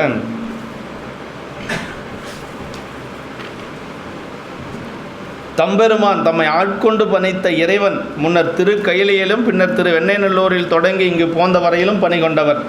அதாவது கைலாயத்தில் சாமிக்கு இவர் அடிமையாக இருக்கிறார், கைலாயத்தில் பணி செஞ்சிட்ருக்கிறார். அங்கிருந்து இந்த மண்ணுலகத்தில் திருநாவலூரில் ஒரு ஆதிசைவ குடும்பத்தில் அவதரிக்கிறார் இல்லைங்களா. அன்று முதலாக இப்போ வரைக்கும், இப்போ ஆட்கொண்டு திருத்தொண்ட தொகை பாடுகின்ற வரைக்கும் கூடவே இருக்கிறார் பெருமான். அதான் தம்பெருமான் அப்படின்னு சொல்லி சொல்கிறார். தம்பெருமான் என்று சொல்லி தம்மை ஆட்கொண்டு பணித்த இறைவன் முன்னர் அப்படிப்பட்ட பெருமான் கொடுத்த மொழி, அதாவது தில்லைவாழ் அந்தனதம் அடியார்க்கும் அடியேன் என்று சொல்லி முதலாக அதனையே தொடக்கமாக கொண்டு சொல்கிறார். தமிழ் மாலை நிறைசொல் மாலை என்று தமிழ் பாட்டுக்களால் ஆகிய மாலை அது பதிகத்தின் தொகையை குறித்தது என்று சொல்லி செம்பொருளால் அப்படின்னார். இது பதிகப் பொருளை குறித்தது, எனவே சொல்லும் பொருளும் குறித்தபடியான செம்பொருள் அப்படின்னா செம்மையை தரும் பொருள். செம்பொருளால் அப்படிங்கிற செம்மை என்ன தெரியுங்களா? சிவத்தன்மை பொருந்தியன்னு அர்த்தங்க. செம்மை என்று சொல்லுவது அதனுடைய பொருள் சிவத்தன்மை பொருந்திய. திருநின்ற செம்மையை செம்மையாக கொண்ட திருநாவுக்கரையந்தனடியார்க்கும் அப்படின்னா அந்த செம்மை அப்படிங்கிறதுக்கு பல விளக்கங்கள் சொல்லலாம். எல்லாத்துக்கும் மேலான விளக்கம் என்னென்னா சிவத்தன்மை பொருந்திய என்று சொல்லி, எப்பொருள் யார் யார் வாய் கேட்பினும் அப்பொருள் மெய்ப்பொருள் காண்பது அறிவுன்னார். அதே மாதிரி அந்த செம்மை அப்படிங்கிறது பல இடம் திருவாசகத்தில் வரும்.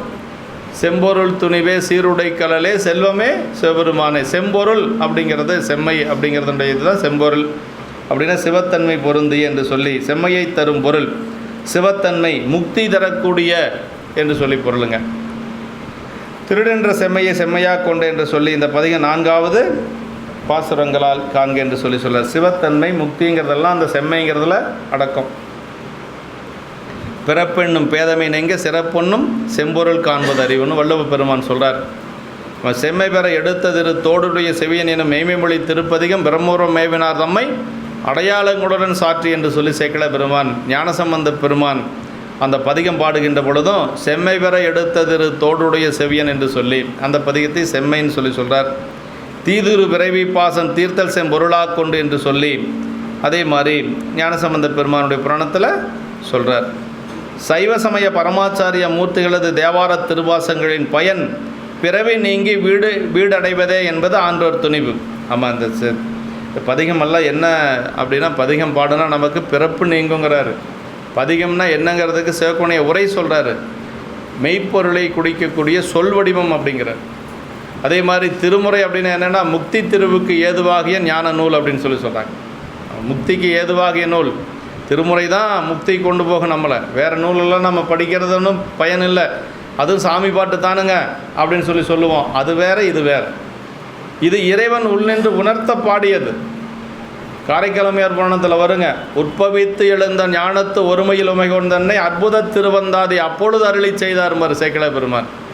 எப்படி பாடினாங்கன்னா, அம்மா அற்புத திருவந்தாதி 100 பாட்டு சொல்கிறார் சேக்கிழ பெருமான். உட்பவித்து எழுந்த ஒருமையில் உமைகொண்டன்னை, உட்பவித்து எழுந்த உள்ள ஊறி திளைத்த ஞானத்தில் பாடுனு தான்.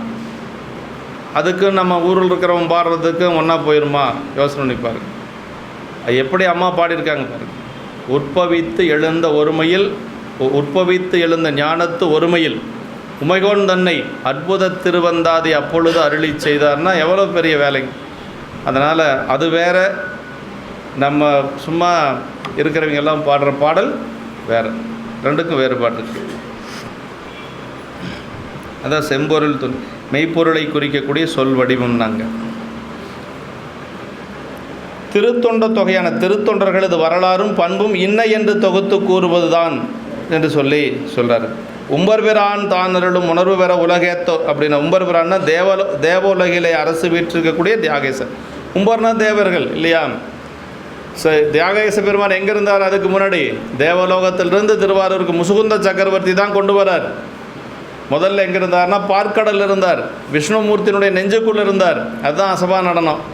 நம்ம அன்றைக்கி பார்த்தோம் இல்லைங்களா? தேருக்கு சாமி வர்றது அசபா நடனம் தான் வருவார். தேரிலிருந்து இறங்கி கோயிலுக்குள்ளே போகிற பொழுதும் அசபா நடனம் தான் போவார். ஆனால் அசபா நடனம்னா என்னென்ன? அசபைனா மூச்சு காற்று, வேற ஒன்றும் இல்லை. விஷ்ணுமூர்த்தியினுடைய நெஞ்சுக்குள்ளே அவர் ஆடக்கூடிய நடனம் தான் அசபா நடனம். அது வெளியில் ஒன்றும் நடனம் கிடையாது. விஷ்ணுனுடைய நெஞ்சுக்குள்ளே ஆடிய நடனம் தான் அசபா நடனம். அசபைனா மூச்சு காற்று தான். அப்படி அங்கிருந்தவரை என்ன பண்ணாங்கன்னா, இந்திரன் தேவலோகத்தில் கொண்டு போய் வச்சுருந்தான். தேவலோகத்தில் இருக்கக்கூடிய தியாகேச பெருமான முசுகுந்த சக்கரவர்த்தி என்ன பண்ணார்னா திருவாரூரில் கொண்டு பிரதிஷ்டை பண்ணார். அதனால் தேவர்கள் ஏற்கனவே வழிபாடு செய்து பழக்கப்பட்டதுனால இன்றைக்கி வரைக்கும் தியாகேச பெருமானை சாயரட்ச பூஜையில் வழிபாடு செய்கிறாங்க. நீங்கள் சாயரட்ச பூஜை பார்த்துருக்குறீங்களா? திருவாரூரில் இருக்கிறலையே அதுதான் பெரிய பூஜை. திருவாரூர் சாயரட்சை பார்க்கணும், திருவானைக்கா உச்சிகாலம் பார்க்கணும், மதுரையம்பதி திருப்பள்ளி எழுச்சி பார்க்கணும், சிதம்பரம் அர்த்தசாம பூசை பார்க்கணும். இது 4 சிறப்பு. ஒரு பூஜை சிறப்பான பூஜை பார்க்கணுன்னு நினச்சிங்கன்னா சிதம்பரம் போனால் அர்த்தசாம பூஜை பார்க்கணும். அதே மாதிரி மதுரையம்பதி போனால் திருப்பள்ளி எழுச்சி 4 மணிக்கே திருப்பள்ளி எழுச்சி அங்கே. அப்புறம் உச்சிகால பூஜை ஆனைக்கா திருவானைக்காவில், சாயரட்சை திருவாரூர். அந்த சாயரட்சியில் தான் எல்லா தேவர்களும் வந்து வழிபாடு செய்வாங்க. அந்த சொல்கிறார் பார்த்தீங்கன்னா, உம்பர்பிரான் தான் அருளும். தேவர்களுக்கெல்லாம் தலைவராக இருக்கக்கூடியவர் சிவபெருமான். தேவர்களெல்லாம் வந்து அங்கே பணி செய்து பெருமானை வணங்கி கொண்டு போவாங்களாம். அதனால் அந்த சாயரட்சை பார்க்குறது ரொம்ப ரொம்ப சிறப்பு. 5 மணிக்கு 5:30க்கு ஆரம்பிப்பாங்க, முடியறதுக்கு 7 மணி ஆயிரும், 6:30க்கு மேலே ஆயிரும். ரொம்ப நல்லாயிருக்கும். அதில் தான் ரொம்ப ரொம்ப எல்லாம் உள்ளூர்காரெல்லாம் பார்த்திங்கன்னா அந்த பூஜையில் இருப்பாங்க. அவங்களுக்கு தெரியும், உள்ளூர்காரர் நிறைய சாயரட்சிக்கு வருவாங்க. இப்படி அந்த மாதிரி பதிகம் திருத்தொண்ட தொகையான என்று சொல்ல உம்பர்பிரான் தானர்களும் உணர்வு பெற உலகத்தினர். உம்பர்பிரான்னா தேவர்களுக்கெல்லாம் தலைவராக இருக்கக்கூடிய சிவபெருமான் என்று சொல்ல ஆரூர் பெருமான். உய்யும் பொருட்டு என்று சொல்ல மன்னுசீர் அடியார்தங்கள் வழித்தொண்டை உணர நல்கி என்று சொல்லி. எனவே திருத்தொண்ட தொகை பொருள் யாவும் இறைவன் அருளிய பதிஞானத்தால் பாடியதாலும் அவனே தந்த மொழி கொண்டு பாடியதாலும் அது முற்றும் தியாகேசருடைய வாக்கேயாய் பதிவாக்காகிய வேதமே என்பது துணிய பெறும். அது வேதத்துக்கு இணையானது இந்த திருத்தொண்ட தொகை. ஏன்னா இது யார் அடியெடுத்து கொடுத்ததே சிவபெருமான். அவர் அடியெடுத்து கொடுத்தது ஒரு வார்த்தை அடியெடுத்து கொடுக்கல, ஒரு வாக்கியமே எடுத்து கொடுக்குறார். அங்கே வந்து ஒரே ஒரு வார்த்தை தான், பித்தன் என்றே பாடுவாயின்ட்டார். இங்கே அப்படி இல்லை, தில்லைவாள் அந்தர்தம் அடியார்க்கும் அடியேன், ஒரு வாக்கியமே எடுத்து கொடுக்குறார். அதனால் இது அவ்வளவு சிறப்பான திருப்பதிகம் அப்படின்னு சொல்லி இறைவன் அருளிய பதிஞானத்தால் பாடியது. பதிஞானம்னா இறைவனுடைய திருவருள் ஞானங்க. நமக்கு 2 ஞானம், பசு ஞானம், பதிஞானம். இப்படி 2. பசு ஞானம்ங்கிறது ஆன்ம அறிவு, பதிஞானங்கிறது இறைவனுடைய திருவருளால் அறியக்கூடிய அறிவு. இது ரொம்ப முக்கியம். தியாகேசருடைய வாக்கையை பதிவாக்காகிய வேதமை என்பது துணைப்பு. உலகத்தின உலகம் அறிந்து ஓதி துதி துய்யும்படி இதுவே நம்பிகளது அவதார தத்துவம் என்று சொல்லி நம்பிகளுடைய அவதார நோக்கமே இந்த திருத்தொண்ட தொகை பாடுவது தான், வேறொன்று இல்லை. ஆமாம், தீதில்லா திருத்தொண்ட தொகை தர போதுவார் அவர் மேல்மனம் போக்கிடன்னு சொல்லி அங்கே சொல்கிறார் இல்லையா திருமலையில். அதுதான் வன் தொண்டர். அப்படியே மன்னவரை சென்னையுற அடிவணங்கியவராகி அந்த வன் தொண்டர் என்று சொல்லி. ஆமாம், பெருமானை வந்து சென்னையுற வணங்கியவர் என்று சொல்லி சொல்கிறார்கள். அருமையான இடம். இந்த திருத்தொண்ட தொகையை பற்றி பெரிய புராணத்தில் பல இடங்களில் சொல்லப்பட்டிருக்கு. எங்கேயெல்லாம் சொல்ல தீதில்லா திருத்தொண்ட தொகை, சேக்கிழார் பெருமான் அவ்வளோ சொல்ல நாவேய்ந்த திருத்தொண்ட தொகை, தென்தமிழ் பயனாயுள்ள திருத்தொண்ட தொகை, அப்புறம் மெய்யடியார் சித்தநிலவும் திருத்தொண்ட தொகை, செம்பொருளால் திருத்தொண்ட தொகை, தேசமுய்ய திருத்தொண்ட தொகை, அப்புறம் மூலமான திருத்தொண்ட தொகை. இப்படி திருத்தொண்ட தொகைக்கு அவ்வளவு அடைமொழி கொடுக்குறார் சேக்கிழார் பெருமான். சுந்தர திருத்தொண்ட தொகை, அதை ஒரு பதிகத்துக்கு இவ்வளவு அடைமொழி கொடுத்தது வேறு எந்த பதிகத்துக்குமே இல்லை, இந்த பதிகத்துக்கு தான். ஏன்னா அடியார்களை பற்றி பாடிய திருப்பதிகம். நீங்கள் என்னால் வந்து நிறைய பதிகமெல்லாம் படிக்கிறதுக்கு எனக்கு நேரம் பத்தாது, ஏதோ ஒரு பதிகம் சொல்லுங்கள் படிக்கிறேன்னா இந்த பதிகம் படிங்க. ஏன்னா நம்ம ஆணவமெல்லாம் நீங்கும், அடியார்களுடைய நாயன்மார்களுடைய குருவருள் கிடைக்கும். அதுதானே ரொம்ப முக்கியம். இறைவனுடைய திருவருளை காட்டிலும் ரொம்ப முக்கியமானது குருவருளுங்க. அதனால் நாயன்மார்களுடைய குருவருள் நமக்கு எளிதாக கிடைக்கணும்னா இந்த பதிகத்தை பாடலாம். ஆமாம், தினசரி பாடணும், மனப்பாடம் பண்ணணும். சைவர்கள் எல்லோரும் மனப்பாடம் பண்ணணும். சரி, இந்த பாட்டு கடைசி பாட்டு, அருமையான பாட்டு. உம்பர் நாயகரடியார் பேரு வகைதாம் எய்த நம்பி யார் ஒரு திருக்கூட்டத்து நடுவனைந்தார் தம்பிரான் தோழரவர் தாமொழிந்த தமிழ் முறையே எம்பிரான் தமர்கள் திருத்தொண்டு ஏத்தல் உருகின்றேன். சேக்கிழார் பெருமான் என்ன சொல்றாருன்னா, அந்த திருத்தொண்டு தொகையில் பாடினார் இல்லையா 11 பாட்டு, அந்த அடிப்படையில் நீ நான் புராணத்தை கொண்டு போகிறேன்னு சொல்கிறார். திருத்தொண்ட தொகை தான் இனி திருத்தொண்ட தொகையில் எப்படி வந்திருக்குதோ அது மாதிரி தான் வரிசைப்படுத்தி கொண்டு போக போகிறார். அதை என்ன சொல்கிறார் பாருங்க. உம்பர் நாயகரடியார் பேரு வகை தாமைத இறைவனது அடியார்கள் மிக மகிழ்ச்சி அடைய ஆரூர் நம்பிகளை திருக்கூட்டத்தில் சென்று அணைந்தனர். அப்படியே பாடிட்டு உள்ளே போய் சேர்ந்துட்டார். ஜோதியில் ஐக்கியமாகிற மாதிரி. ஆமாம், ஜோதியில் ஐக்கியமாகிற மாதிரி சுந்தரர் அப்படியே பாடிக்கொண்டே அந்த கூட்டத்தை கண்டு பயந்து ஒடுங்கி நின்னவர் இப்போ அப்படியே திருத்தொண்ட தொகை பாடிட்டு அந்த கூட்டத்துக்குள்ளே அப்படியே போயிட்டார். அப்படி ஏதாவது கூட்டம் கிடச்சா நான் போய் சேர்ந்துக்கோணும். இல்லை நம்ம தனிப்பட்ட முறையை பெரிய தவமெல்லாம் ஒன்றும் செஞ்சு பெருமான் திருவடி அடைய முடியாது. அப்பர் சாமி ஒரு தேவாரத்தில் சொல்கிறாருங்க, இந்த அஞ்சலத்து தேவாரத்தில் தான் நமச்சிவாய பதிகத்தில் என்ன சொல்கிறாருன்னா, வீடினார் உலகினில் விழும்பிய தொண்டர்கள் கூடினார் அன்னெறி கூடி சென்றலும் ஓடினேன் ஓடி சென்று உருவம் காண்டலும் நாடினேன் நாடிட்டு நமச்சிவாயவேங்கிறார். அப்படின்னா வீடினார் உலகினில் விழுமிய தொண்டர்கள்னு. நல்ல விழுமிய தொண்டர்னா ரொம்ப பக்குவமுடைய அடியார்கள். இப்போ சொன்னோம் இல்லையா, தேவஸ்தின் மண்டபத்தில் அந்த மாதிரி அடியார்கள். வீடினார் உலகினில் விழுமிய தொண்டர், எல்லாரும் சேர்ந்து ஒரு கூட்டமாக இருந்தாங்களாம். திருமுறையெல்லாம் சிந்திச்சுட்டு அடியார் பெருமைகளெல்லாம் சிந்திச்சுட்டு இருந்தாங்களாம்.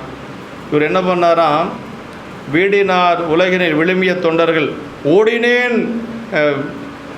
வீடினார் உலகில் விழுமிய தொண்டர்கள் நாடினார் அன்னடி நாடி சென்றாலும், அவங்க எல்லாரும் அப்படி இருக்கிறாங்களாம். இவர் என்ன பண்ணார் அப்பர் சாமி, சரி நம்மளும் போல நடந்து போகலையா, ஓடினேன் ஓடி சென்று அப்படின்னார். அப்படி இருந்தாங்கன்னா என்ன செய்யணுமா, ஓடணுமா. அவங்க எந்திரிச்சு போகிறதுக்குள்ளே நாம் போய் அவங்களோட சேர்ந்துக்கணும்.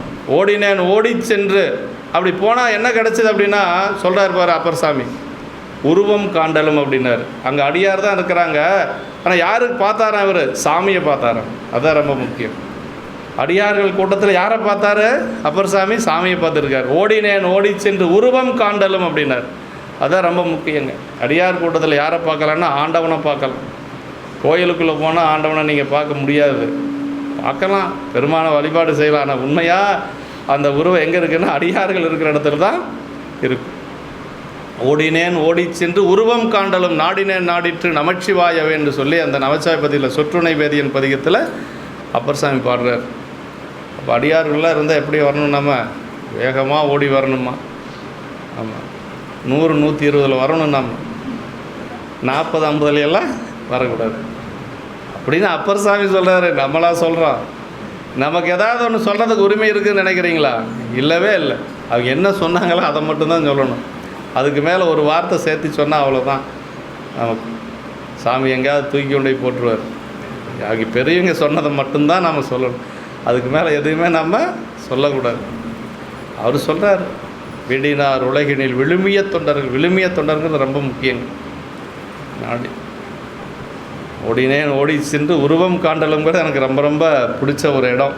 அப்படி இறைவனது அடியார்கள் மிக மகிழ்ச்சி அடைய ஆரூர் நம்பிகளை திருக்கூட்டத்தில் சென்று அணைந்தனர். அப்படி எல்லாரும் மகிழ்ச்சி, பரவாயில்ல ஆரூர் இன்னைக்கு நம்ம திருக்கூட்டத்துக்கு வந்துட்டார்.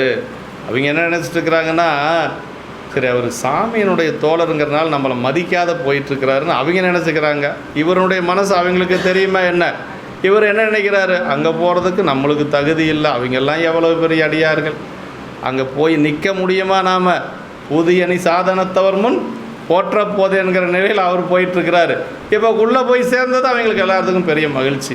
பரவாயில்ல, நம்பியார் ஒருவர் உள்ளே வந்துட்டார் அப்படின்னு சொல்லி அப்படி சேர்ந்துட்டு அந்த நடுவால் போயிட்டு சொல்கிறார், தம்பிரான் தோழரவர் தாமொழிந்த தமிழ் முறையே எம்பிரான் தமர்தொன்று ஏத்தர் உருகின்றேன் என்று சொல்லி தம்பிரானும் தோழருமாகி அவர்கள் சொல்லிய அத்தமிழ் திருப்பதிகம் காட்டிய முறையிலே தனித்தனியாய் விரித்து இறைவனுக்கு உகந்தவர்களாகிய அடியார்களது திருத்தொண்டின் வரலாறுகளையும் தன்மைகளையும் எடுத்து கூறி துதிக்க முற்படுகின்றேன். இந்த இடம் அருமையான இடம். எப்படின்னா, தம்பிரான் தோழரவர் தாமொழிந்த தமிழ் முறையினர். அந்த இடத்துக்கு பொருள் என்ன சொல்கிறாருன்னா, ஐயா உரையாசிரியர் ஐயா, தம்பிரானும் தோழரும் சேர்ந்து பாடிய திருப்பதிகம் இல்லையா. அடி மட்டும் எடுத்து கொடுத்துருந்தா அது வேறு. ஆனால் இது ஒரு தொடரே எடுத்து கொடுக்கறதுனால 2 பேரும் சேர்ந்து பாடிய திருப்பதிகம், கூட்டு சேர்ந்து பாடியிருக்கிறாங்க. யார்? ஆரூர் பெருமானும் சுந்தரரும். அதாவது என்ன சொல்கிறாரு, தம்பிரான் தோழரவர், தம்பிரான் தோழராகிய சுந்தரர் பாடிய திருப்பதிகம்னு ஒரு பொருள். இன்னொரு பொருள் என்னென்னா, தம்பிரானும் தோழராகிய சுந்தரரும் சேர்ந்து பாடிய திருப்பதிகம். அதனால் இந்த பதிகத்துக்கு ரொம்ப ஆற்றல் அதிகங்க. நம்ம ரொம்ப ரொம்ப பெருமை அதிகம் அந்த பதிகத்துக்கு. 2 பேரும் சேர்ந்து பாடியிருக்காங்க பாரு. பதிகம்னா நாயன்மார்கள் தானே பாடுவாங்க இல்லையா, அது திருமுறை ஆசிரியர்கள் தானே பாடுவாங்க. ஆனால் இந்த பதிகம் மட்டும் எப்படின்னா 2 பேரும் சேர்ந்து பாடிய திருப்பதிகம். தம்பிரான் சிவபெருமானும் அவருடைய தோழராக இருக்கக்கூடிய சுந்தரரும் சேர்ந்து பாடிய திருப்பதிகம். அதனால் திருத்தொண்ட தொகை அவ்வளவு சிறப்புடையது. அது சொல்கிறார், உம்பர் நாயகரடியார் பேருவகை தாமெய்தனர். உம்பர் நாயகர்னா தேவர்களுக்கெல்லாம் தலைவராக இருக்கக்கூடிய சிவபெருமான். அவங்கெல்லாம் வந்து அதான் உம்பர்களுக்கு அரசே ஒளிவர இருந்த யோகமே என்னார் திருவாசகத்தில் பிடித்த 10. உம்பர்களுக்கு அரசு, உம்பர்கள்னால் தேவர்கள், தேவர்களுக்கெல்லாம் தலைவர், அதான் உம்பர் நாயகர் அடியார் அப்படின்னார். அப்படிப்பட்ட சிவபெருமானுடைய அடியார்கள் எல்லாரும் ஓ பெய்த, எல்லாரும் வந்து பேருவகை எய்த அப்படின்னு சொல்கிறார். நம்பிகள் முதல்ல சொல்கிறார் இல்லை, இவருக்கு நான் அடியேனாக பண்ணும்னால் என்னால் சாமிகிட்ட கேட்குறாரு. அப்புறம் தான் சாமி அவங்களுடைய பெருமைகளை மீண்டும் சொல்கிறார். பெருமையால் தம்மை ஒப்பார் பாட்டில் சொல்கிறார். அப்புறம் மறுபடியும் என்னென்ன அதுக்கு சொன்ன உடனே சுந்தரர் ஏதந்தீர் நெறியை பெற்றேன் அப்படின்னார். குற்றமில்லாத நெறியை பெற்றேன். அடியார்களை பெருமை கேட்டால் நம்ம குற்றமெல்லாம் நீங்கிடும். அதுக்கு தான் பெரிய புராணம் கேட்குறது, வேற ஒன்றும் இல்லை. அவங்க பெருமையை கேட்டோன்னு வச்சுங்க, நம்ம பெருமையை நாம் சொல்லிட்டு இருந்தோன்னு வச்சுங்க, அவ்வளோதான். என்னை இங்கே உட்கார்றதுக்கு விடுவீங்களா நீங்கள்? ஆமாம், அவங்க பெருமைகளை நாம் சொல்லணும். அதுதான் ரொம்ப முக்கியங்க. அதுதான் ரொம்ப ரொம்ப முக்கியங்க. அவங்க பெருமைகளை கேட்டால் நம்மளுடைய குற்றம் நீங்கும். அப்படி தான் சொல்லப்பட்டிருக்கு. அதனால் அந்த சுந்தரர் சொல்கிறார், இவர்களுக்கு அடியேனாக பண்ணுனால் என்னால்னு சொன்ன உடனே அப்புறம் அடியார் பெருமை சொன்ன உடனே ஏதந்தீர் நெறியை பெற்றேன் அப்படின்னு என்றவர் வணங்கி போற்ற. அப்புறம் மீண்டும் சாமி சொல்கிறார், நீதியால் அவர்கள் நம்மை பணிந்து நீ நிறை சொல் மாலை கோதிலா வாய்மையாலே பாடன நல் கூற. அதற்கு பிறகு தான் திருத்தொண்ட தொகையை நமக்கு பாடுறார். இதுதான் இப்போ. அதனால் இந்த இடம் தான் அது தேனுரைக்கு அதை சொல்கிறார். அவர்பால் எப்பினர் பெருமான் அருள் பெற்று அவர்பால் சார அணைந்து வணங்கி அவன் அருளிய வழியே மொழிந்து தனித்தனி துதித்து வணங்கினார் என்று சொல்கிறார். இப்போது பேருவகை எய்தினார் என்று சொல்ல நம்பிகள் தேவாசிரியின் முன்னரும் வணங்கி போந்தனர் என்பது தேனுரை கற்பக வாசமாலை தேவாசிரியன் தொழுது இறைஞ்சினர். இதுக்கு முன்னாடியும் தேவாசிரியன் வணங்கி கொண்டு தான் உள்ளே போகிறார். ஆனால் அவங்களுக்கு வணங்கின மாதிரி தெரியலை. அதான் முன்னர் வெகுண்ட விரல்மிண்டரும் இதனால் மிக மகிழ என்று கூறுவார் முலர் என்று சொல்லி முதல்ல கோவப்பட்டிருந்தார் இல்லையா விரல்மிண்ட நாயனார். அவருக்கு ஒரு மகிழ்ச்சி, பரவாயில்ல சுந்தர எல்லாத்தையும் வணங்கி கொண்டு பணிந்து கொண்டு உள்ளே வந்துட்டார் அப்படின்னு சொல்லி திருக்கூட்டத்தை நடு அணைந்தாரார். அடியேன் உன் அடியார் நடுவில் இருக்கும் அருளை புரியார். திருவாசகத்தில் சொல்கிறார் இல்லையா, நம்ம ஐயாவுடைய தாரக மந்திரம் அதுதான் இல்லையா, உடையால் உந்த நடுவருக்கும் உடையால் நடுவில் நீ இருத்தி அடியேன் நடுவில் இருவேரும் இருப்பதானால் அடியேன் உன் அடியார் நடுவில் இருக்கும் அருளை புரியாய் பொன்னம்பலத்துள் என்கருத்து முடிய வண்ணம். மணிவாசக பெருமான் கேட்ட ஒரே வரம் இது தாங்க, வேறு எதுவும் கேட்கல. பெருமானிடத்தில் எந்த ஒரு இன்பமும் கேட்கல. அவர் கேட்டது நான் அடியார் கூட இருக்கணும், நீ அருள் செய்யுங்க நீங்கள் எனக்கு அப்படின்னு சொல்லி கேட்டார். அடியேன் உன் அடியார் நடுவில் இருக்கும் அருளை புரியாய். முக்தி கூட வேணும்னு கேட்கல நம்முடைய வாதபுரடிகள். இறைவன்கிட்ட கேட்ட ஒன்று என்னென்னா, நான் அடியார் கூட எப்பொழுது இருக்கணும், அடியாரோடு இருந்தாவே எல்லாம் கிடைச்சிடும் அப்படிங்கிறது மணிவாசக பெருமானுடைய ஒரு கருத்து. இப்படி அவன் அருளாலை அடியார் திறம் உணர்ந்து பாடி வணங்கி அவர் அருளால் அவ்வடியார் நடுவில் அணைந்து அவருள் தாமும் ஒருவராயினார். அடியார் கூட்டத்தில் அனைவதே சைவ சித்தாந்தத்துள் சிவப்பேற்றின் எல்லையாக குறிக்கப்பெறும் பேரு கடைசி அதுதாங்க. கடைசி என்னன்னா அடியார் கூட்டத்தில் சேருவது தான் முடிந்த நிலை.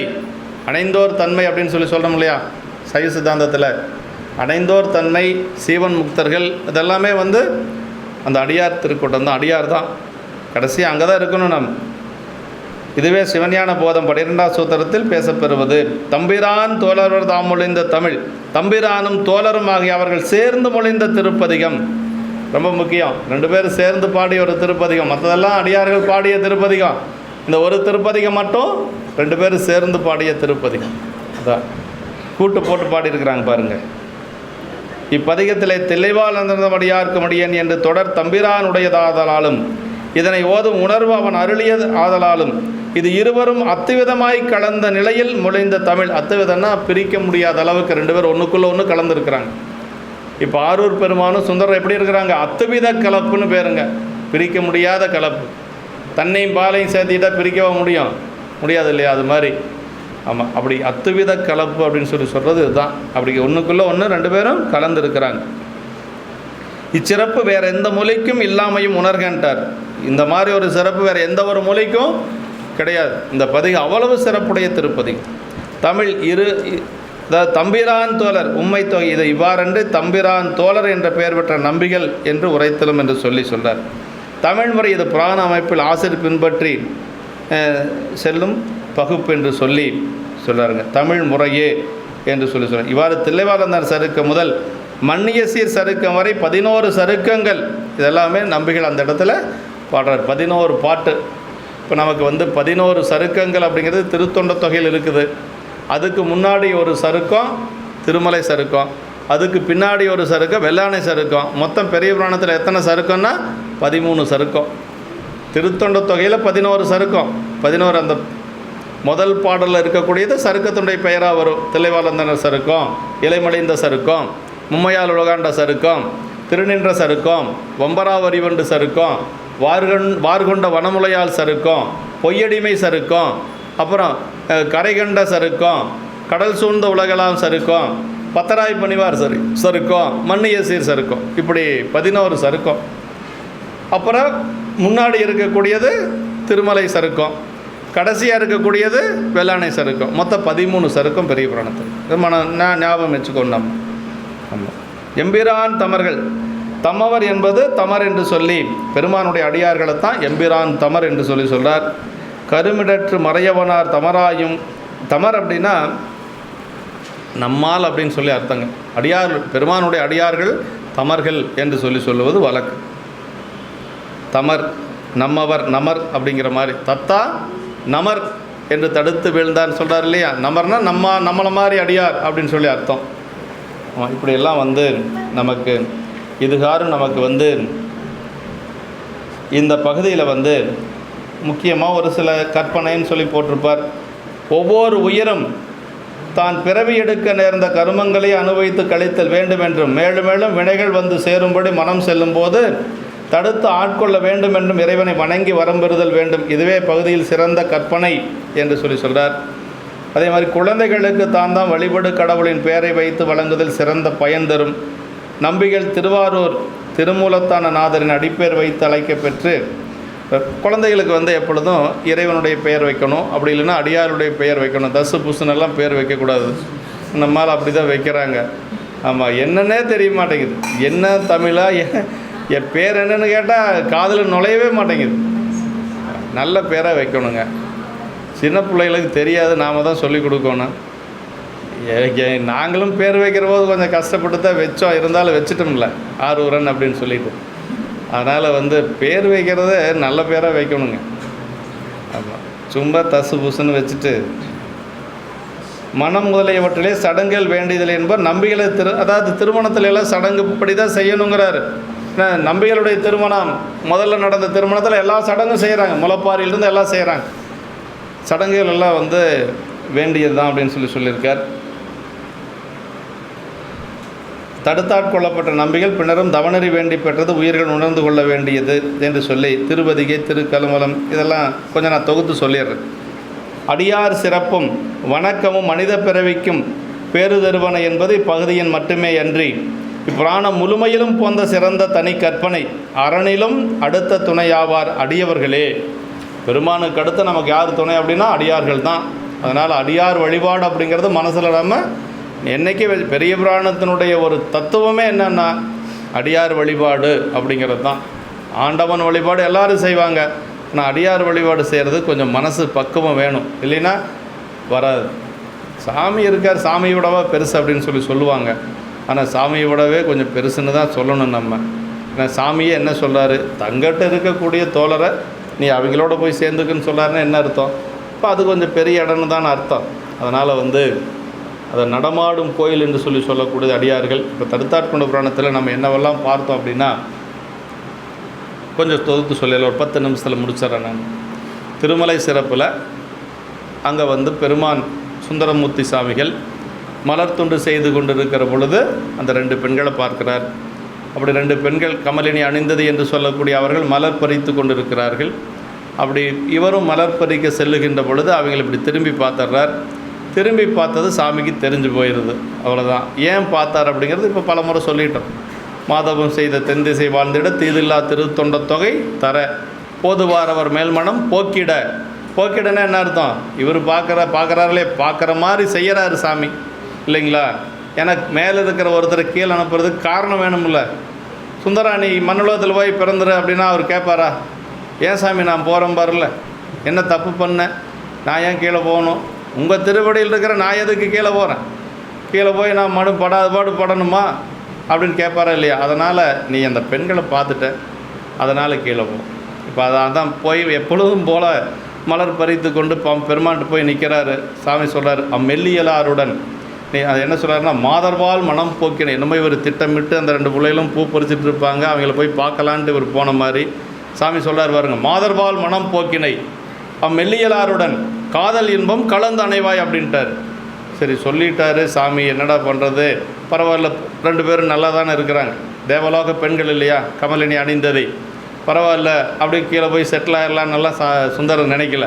ஏன்னா சாமியே அனுப்புனா அதுக்கான வழியெல்லாம் செஞ்சு கொடுப்பாரா இல்லையா, அப்படியெல்லாம் நினைக்கல. அழுதார். செய்ய சேவடி நீங்கும் சிறுமையன்னு, இந்த மாதிரி ஒரு திருவடி கிடைக்கிறதே பெருசு, இதை விட்டு கீழே போகிறனே, செய்ய சேவடி நீங்கும் சிறுமையேன் மையல் மானுடமாய் மயங்கும் வழி ஐயனே என்னை தடுத்தாட்கொள் அப்படின்னார். அதுதான் இந்த புராணத்தினுடைய பேர். தடுத்தாட்கொண்ட புராணங்கிறது பெயர் வந்ததே அப்படி தான். ஏன்னா எனக்கு மண்ணுலகத்துக்கு போகிறோம், மண்ணுலகத்தில் பார்க்குறதையெல்லாம் ஆசை வரும் நமக்கு இல்லையா, அதனால் அந்த ஆசையெல்லாம் எனக்கு நீக்கி பெருமானே நீங்கள் தான் என்னை ஆட்கொள்ளணும் அப்படின்னு சொல்லுகின்ற பொழுது சரின்னு சொல்கிறாரு. திருநாவலூரில் ஒரு வேதியர் குடும்பத்தில் ஒரு சிவாச்சாரியருக்கு மகனாக பிறக்கிறார். அதான் மாதொரு பாகனாருக்கு வழிவழி அடிமை செய்யும் வேதியர் குலத்தில் தோன்றி மேம்படு சடையனாருக்கு ஏதமில் கற்பின் வாழ்க்கை மனைசை ஞானியார்பால் தீதகன்று உலகம் உய்ய திரு அவதாரம் செய்தார்னார்.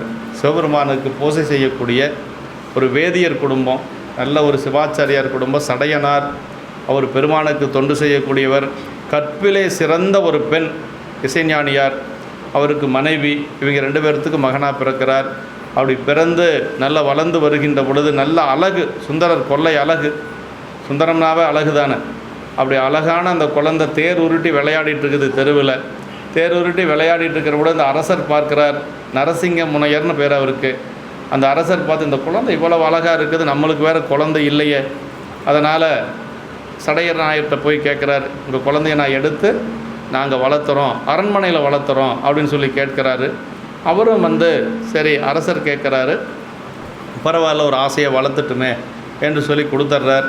அப்படி அரசவையில் வளர்ந்தாலும் கூட இந்த சமய ஒழுக்கங்கள் இருக்குது பாருங்கள், அதையும் அவர் அதாவது மன்னவர் திருவும் வைதீக திருவும் பொங்கம்பர் சேக்கிழ பெருமான், அந்த அரசர் இளவரசருக்கு உண்டான அடையாளமும் அவர்கிட்ட இருக்குது. அதே மாதிரி சிவாச்சாரியருடைய மகன் அப்படிங்கிற அடையாளமும் நல்ல திருநீர் உருத்தராக்கம் இதெல்லாம் பூநூல் இதெல்லாம் அவர் திருமேனியில் இருக்குது. இப்படியே வாழ்ந்து கொண்டு வருகின்ற பொழுது 15 வயசு ஆகுது. 16வது வயசு ஆண்களுக்கு திருமணம், பெண்களுக்கு 13. இப்போ 16 வயசு சுந்தரருக்கு பெண் பார்க்க ஆரம்பிக்கிறாங்க. பெண் பார்க்கறது அந்த காலத்தில் எப்படி பார்த்துருக்குறாங்கன்னா ஒத்த குலத்தில் தான் பார்த்துருக்குறாங்க. அதே மாதிரி ஒரு சிவாச்சாரியார் குடும்பம் திருமணப்புத்தூர் அப்படின்னு ஒரு ஊர் பக்கத்தில் இருக்கக்கூடிய ஊர், நாவலூருக்கு பக்கத்தில்.